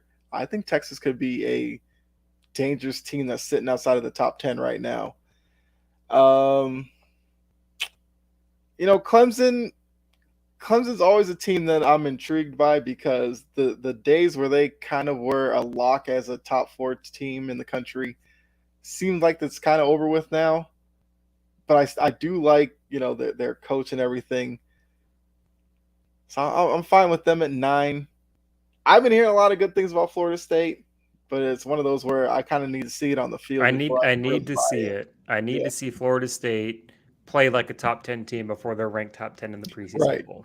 Jordan Travis, their quarterback, is like being touted as like this top 5 Heisman candidate, and it's like, man, if you are, like, you have the schedule to prove it. Like, if you want to be a Heisman contender, like it's Caleb Williams' race, obviously. Like, It's going to be the Caleb Williams show. Every Heisman talk is going to be Caleb Williams, which sucks because I wish that was still him in an OU uniform doing it rather than a USC uniform. But regardless, yeah, I mean, if you want to make a big name, you have the schedule to prove it. That LSU Florida State matchup is going to be that marquee matchup probably of week 1. 2 top 10 ranked teams. It usually happens every year, but it's always like the big battle you want to like sit at your TV and watch. It's going to be on ESPN. It's going to be their late night game. It's going to be on at like 8:30 p.m. The crowd's going to be bumping. It's going to be crazy, and that's your moment to shine. If you go out there and beat LSU week 1, like all eyes are on you, and you look like you earned that ranking. So Florida State's going to have their work cut out for them, but I think that's probably why they gave them the ranking they did. I might not have put them that high, but man, you definitely have the earn it stage now. So Anthony said a little before, the disrespect to his Oregon Ducks says that they're better than 15. I already said John, Washington too high. Marlon said he loves watching the Ducks versus Washington State and Georgia, Alabama every time. Don't know why. I'm not gonna tell you why Georgia, Alabama, because they will always rate that game up as the best of the year. Okay, so Marlon said he meant Huskies, so he meant Ducks versus Washington, not Washington State. And then John said, I think Drake May will have a higher percentage of getting Heisman over Caleb Williams. I hope so. I cheer for UNC when Oklahoma's not playing, so I'm big on Drake May. I was big on Sam Howell. I'm big on the UNC quarterback, so I hope so. I think he's really good. I just want to say before we move on off of college football, just even looking at this makes me just dying waiting for that new college football video game to drop next summer. Yeah. Like I'm just I wish we could have it this year because I'm just dying I agree. for it. I'd have to bust up my PS3 and NCAA 14 out of my closet. Yeah, I mean, a lot of college fans and just sports fans in general will be waiting for that. But if we get the preseason poll, it means you can really get into the college football mode. Soon it'll be college football week 0, and then your Saturdays will just be lost in college football. So I can't wait, and I know you guys can, or those in the chat as well. All right, so now let's transition to. Well, I think at this point, let's go ahead and do these grids Get 'em. because that's what the people want. All right, so it's pulling up right now. Okay. So here we go. So those of you in the chat, you already know how this works. You guys are free to lend a helping hand. But we'll start with the NBA one. You guys see it? Yeah, we see it. All right. So we have Tex. Oh my. yeah, that's gonna be an interesting one. So we have the Timberwolves, Hornets, 10 plus techs in a single season post 2007. And then we got the Celtics, Suns, and 18 plus points per game in a season. This is gonna be fun. Well, I think for those techs, I think we could do it pretty easy and go probably Marcus Smart and then like, did Chris Paul? Chris Paul's got 10 techs on the Suns. I can't think of. He has to. Okay, Marcus Smart, Chris Paul. I don't know any Suns player. Yeah, okay. Yeah. And then one of these guys had 18 points and 10 techs, so that's wild. So when I think about that, I think Joel. I was going to say Rasheed Wallace. Oh, true. But post 2007, so it's after. That's true. I mean, if you're muted. You're muted, Jake. Oh, you're muted, Jake. If Wallace was playing after 2007, he had to get 10 plus techs. I don't care what. Yeah, but he didn't get the points though. Is the thing. But at that point, his career dropped off pretty harshly. Draymond's never hit 18 points. So I got a good one for the Minnesota 18 points a game. That's probably pretty low as far as the percentage goes. I don't know why, but I've always really liked Sam Cassell. And I know he had like a season where he had like 19 or 20 points a game for the Timberwolves. That'd probably be a pretty good one.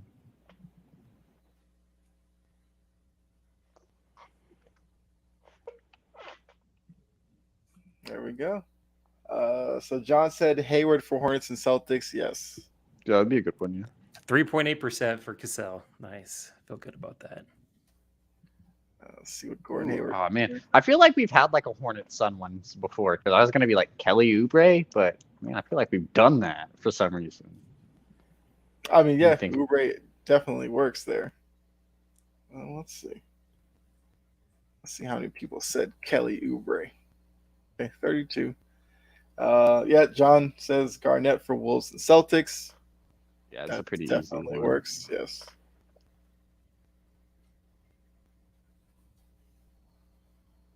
Yeah. So Suns, Timberwolves. I'm thinking Josh Okogie. Oh yeah. Oh, nice one. Yep.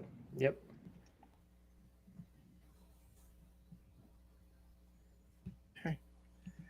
All right. So now Hornets 18 plus point. I mean, I guess you could say LaMelo. LaMelo would obviously take that out. Yep. Terry Rozier probably would have been a good answer too. He's had to hit 18. 18 points and 10 techs. John brings up a good name. DeMarcus Cousins. Oh yeah. Yep. There you go. Yeah. Nice one, John. I was just thinking of people who would like get in trouble a lot, and I didn't think of Cousins, but yeah, that works. Yeah. Okay. Nice. So, finish that one. Oh, Luka. Oh yeah, I guess Luka does work. I forgot. He gets text too. I forgot about that. Yep. Okay. So we got the NBA out of the way. Let's go NFL. All right, so we got the Raiders, Dolphins, a non-QB passing touchdown. Okay. Ooh. Already got a good one. Broncos and won a Super Bowl. Both of those. I think I have good ones for both non-passing QBs, but I think I could get all three of those non-passing ones. Do it. Well, I gotta think of who threw Nick. Was that Nick Foles' touchdown? Was that a 2-point or was it a touchdown? The one in that Super Bowl, because I gotta figure out who threw that. It was a touchdown. It wasn't a 2-pointer. It was a touchdown. Who threw it? It wasn't. Who threw it? Because I have another name. You should know. You should know, Kyle. It broke your heart. It did, but I guess the Raiders to start. threw it. Jarvis Landry for the Browns. Yeah. Threw it to Odell. And man, did Tim Patrick do it for the Broncos? There's that spurt when he was in there at quarterback for a bit. I've known they've thrown some sneak stuff with him. Like, let's see. He did not. Oh, dang. I think I got the Philly special. Burton. Trey Burton. Was it Trayvon Burton that did the Trey? Type in. I know his last name is Burton. It's probably Trey Burton. Yeah. Yeah. There we go. So I was 27%. I was gonna say Julian Edelman to do that. Did that as well, but yeah. Oh, we did. Yeah. Julian Edelman.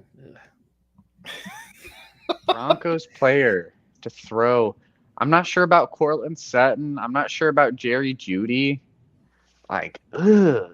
I mean, Tim Tebow's not really a quarterback with how he plays. I mean, oh wait, I think I know who did. I think Emmanuel Sanders did it for the Broncos. Did he? I could see that. I think. Let's try it.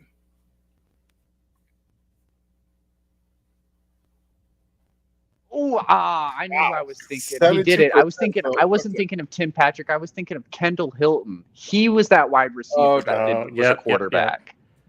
Oh, that's right. Yeah. Okay, I remember that.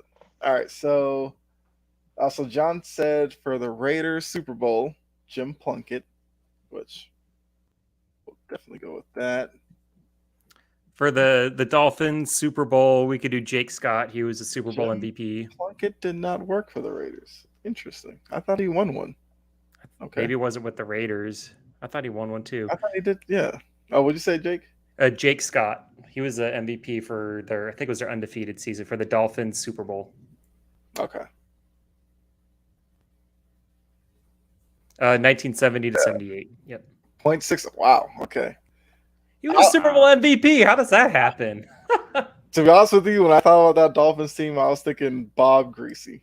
Well, I wanted to go for a low percentage, and the only reason I know so many players is my dad's a Dolphins fan, so I've heard all about those 70s teams, and I know all the dudes on there. Okay. Shout out to my dad for that one. I mean, for Dolphins Broncos, you could go Bradley Chubb. And then you could also use Jarvis Landry again, but we're not going to do Jarvis Landry for Broncos Dolphins. Okay. Bradley Chubb. Nice. They don't even have a picture for him. Kind of disrespectful.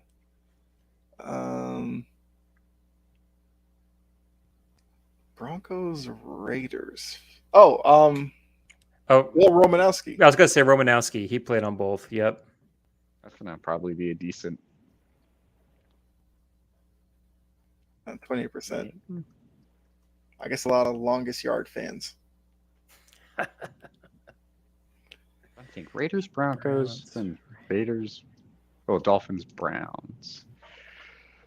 Dolphins Browns. Did Landry play for the Browns? He did. He played for the Browns. Oh, we already used him on that part for the non. I didn't. Jakeem Grant. He played for the Dolphins and the Browns. Okay, Jakeem Grant. All right. There we go. Oh, it's audited like it switched, into someone else. What's going on with this man? Yeah, what is that? No, let's do it again. Yeah. I'm saying Hakeem. Auto-corrected it. Okay. It did it again. Whatever. We're gonna take. We'll take credit for that one. Go home, crossover. You're drunk. Okay, so they had Jimmy G for the Raiders. I mean, okay. Amari Cooper. I guess it's updated then. At least we know that. Oh, Amari Cooper would have been good. OBJ. Yeah, he also threw one for the Browns. Edelman. Tyreek Hill for the Dolphins Super Bowl. Okay. All right, so do we tempt fate with baseball? We could try. We're going to need help from Chad on this one, though. Okay, so Yankees, Mets. Ooh, New York fans are crying everywhere. Matt Kemp. Then we have the A's, a teammate of Jose Bautista, 25 plus home run season. Oh, jeez. So I think the home run season, we could probably start there. I'm the Yankees. It's like we got to do a 400 teammate players. between Jose Batista and Matt Kemp. That's going to be wild. Okay. But I guess we'll start with the home runs. Get those out of the way. I mean, the Yankees. You could go Judge. You could go. Who's someone that's not gonna get a whole lot of love? We want to get low percentage points. So I'm thinking for the Yankees, it's Alfonso Soriano hit 25 with the Yankees. He had to. Sorry, yeah. Let's go with Soriano.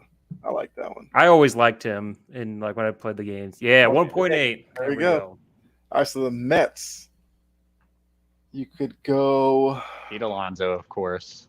You could go Darryl Strawberry had to hit 25. Who was their third baseman? David Wright. David Wright probably hit 25 one year. Yeah. Yeah. Wright would probably get the lowest percentage. Just right. I know. Yeah. That's wild. There we go. Oh, let's probably get an autocorrect. Yeah. Put that T on there. 7.8. Nice.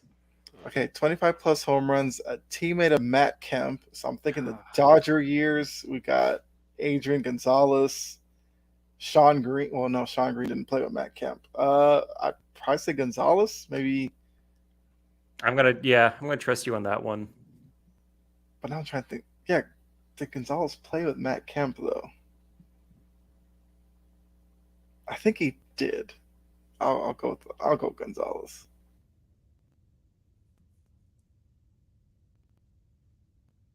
Yeah, Okay. there you go. Nice work. All right, so we got that out of the way. So now we can go. I mean, the teammate ones are going to be difficult. So let's go A's and the Yankees. We could do because everyone's going to think of Jason Giambi. That's a safe one, but we could do even Johnny Damon. He started with the A's and then he went to the Yankees. That might get us lower points there.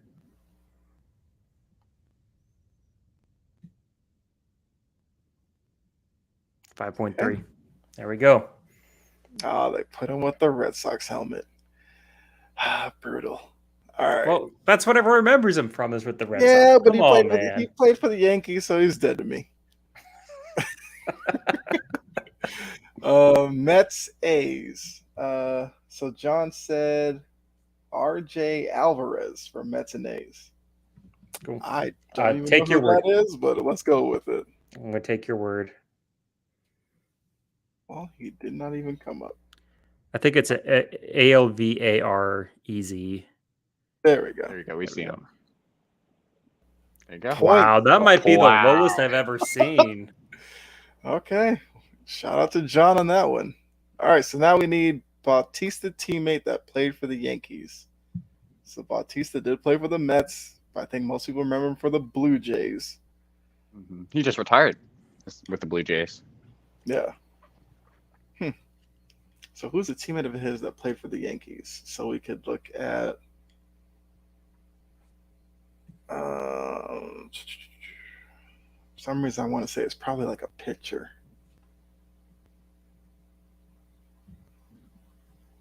Well, I was thinking Bautista with the Mets, but let me stick. So I know Granderson played for the Yankees and Mets. I don't know if Granderson played with Bautista on. Was he actually a teammate of Bautista in New York? This is tough. I've just been getting back into baseball the past couple of years, so it's hard for me to think. Yeah, I don't know. Granderson and Bautista crossed paths. Is there any long-term Mets on that team? That could have been there for about 5-6 years when Bautista was kind of ending his career there. Because he also didn't he also have a stint on the Phillies as well too at one point? At least I thought towards the end of his career, when he was bouncing around teams, he joined the Phillies at one point. I can't remember him with the Phillies. I could be wrong. I thought like maybe he joined their like roster and then was like cut instantly, basically. I'm gonna try Granderson. I keep thinking that they played at the same time for some reason. All right, Curtis Granderson. No, of course not. Just like a Yankee player. Ugh, failure. Hmm.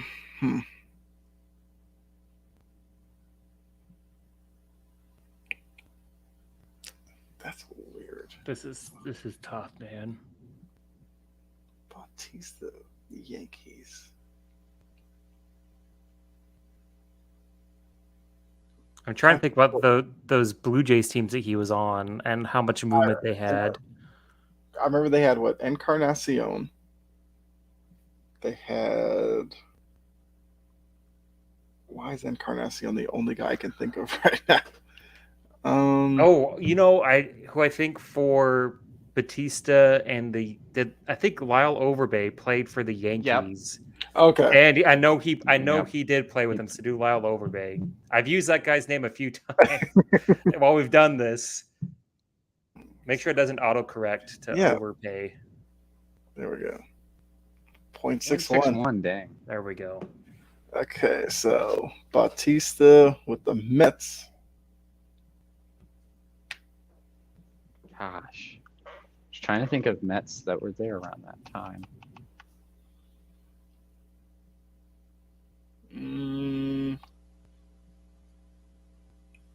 I wonder, was Bartolo Colon there? Maybe. I'm not sure about DeGrom.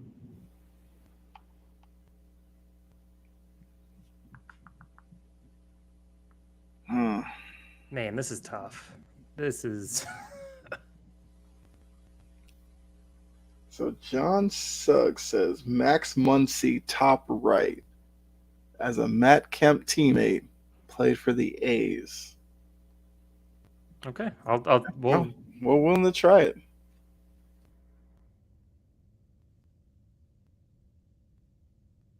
Okay. Nice. All right, so I got one more guess. Which one do we feel most confident in? I mean, neither, if I'm being honest with myself.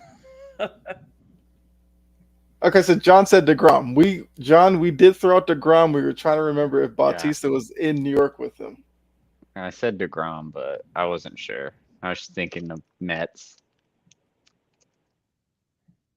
Okay, go with that. Okay. All right. Okay, not so too shabby. We couldn't do the last one, but what was the common guess? Russell Martin. I would not have thought about Russell Martin.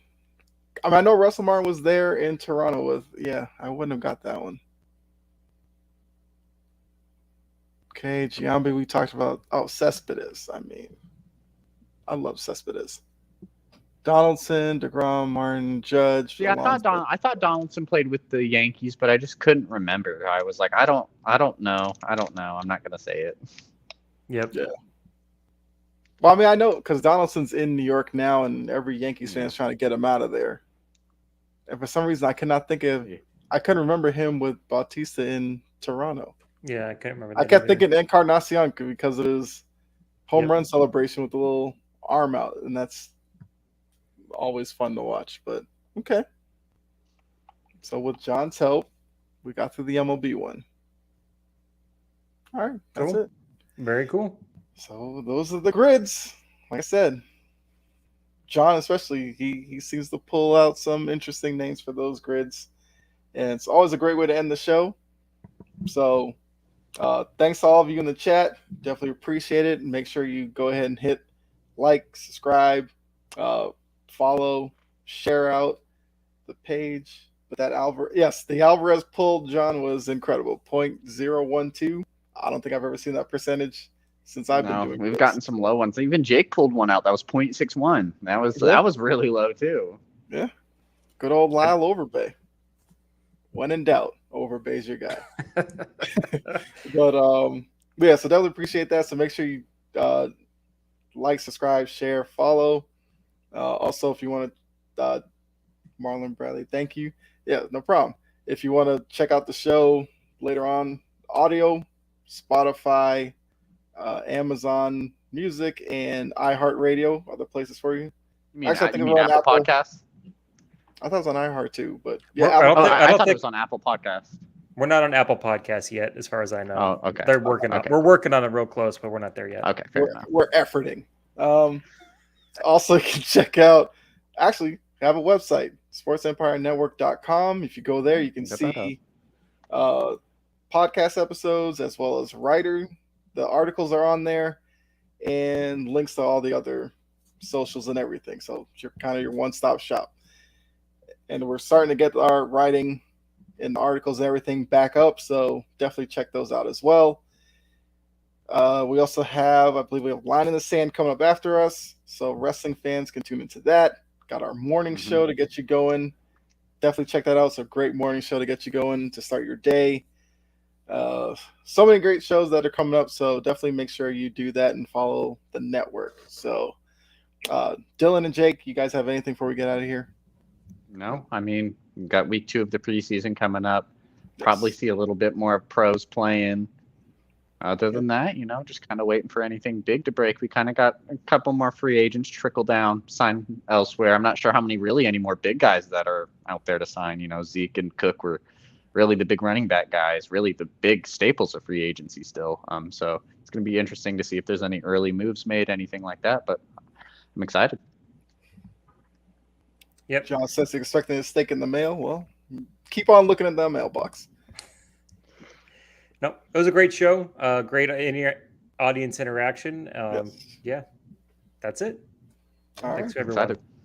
And John, his last comment, he sees Sean Clifford taking over for Jordan Love QB1 spot by week 5. If that happens, then the Jordan Love experience would be a complete I thought failure. Love looked pretty good out there. John's not buying into it. He's a Sean Clifford fan. I don't know a lot of those either, but John's one of them. But yeah, so definitely appreciate everybody. We're here every week, 7 p.m. So make sure you tune in next week. We will be looking at our last 2 divisions in the NFL with the AFC and NFC West. So definitely look forward to that. So until then, we'll see you. Enjoy the rest of your night. We're out of here. Good night, everybody. Everyone.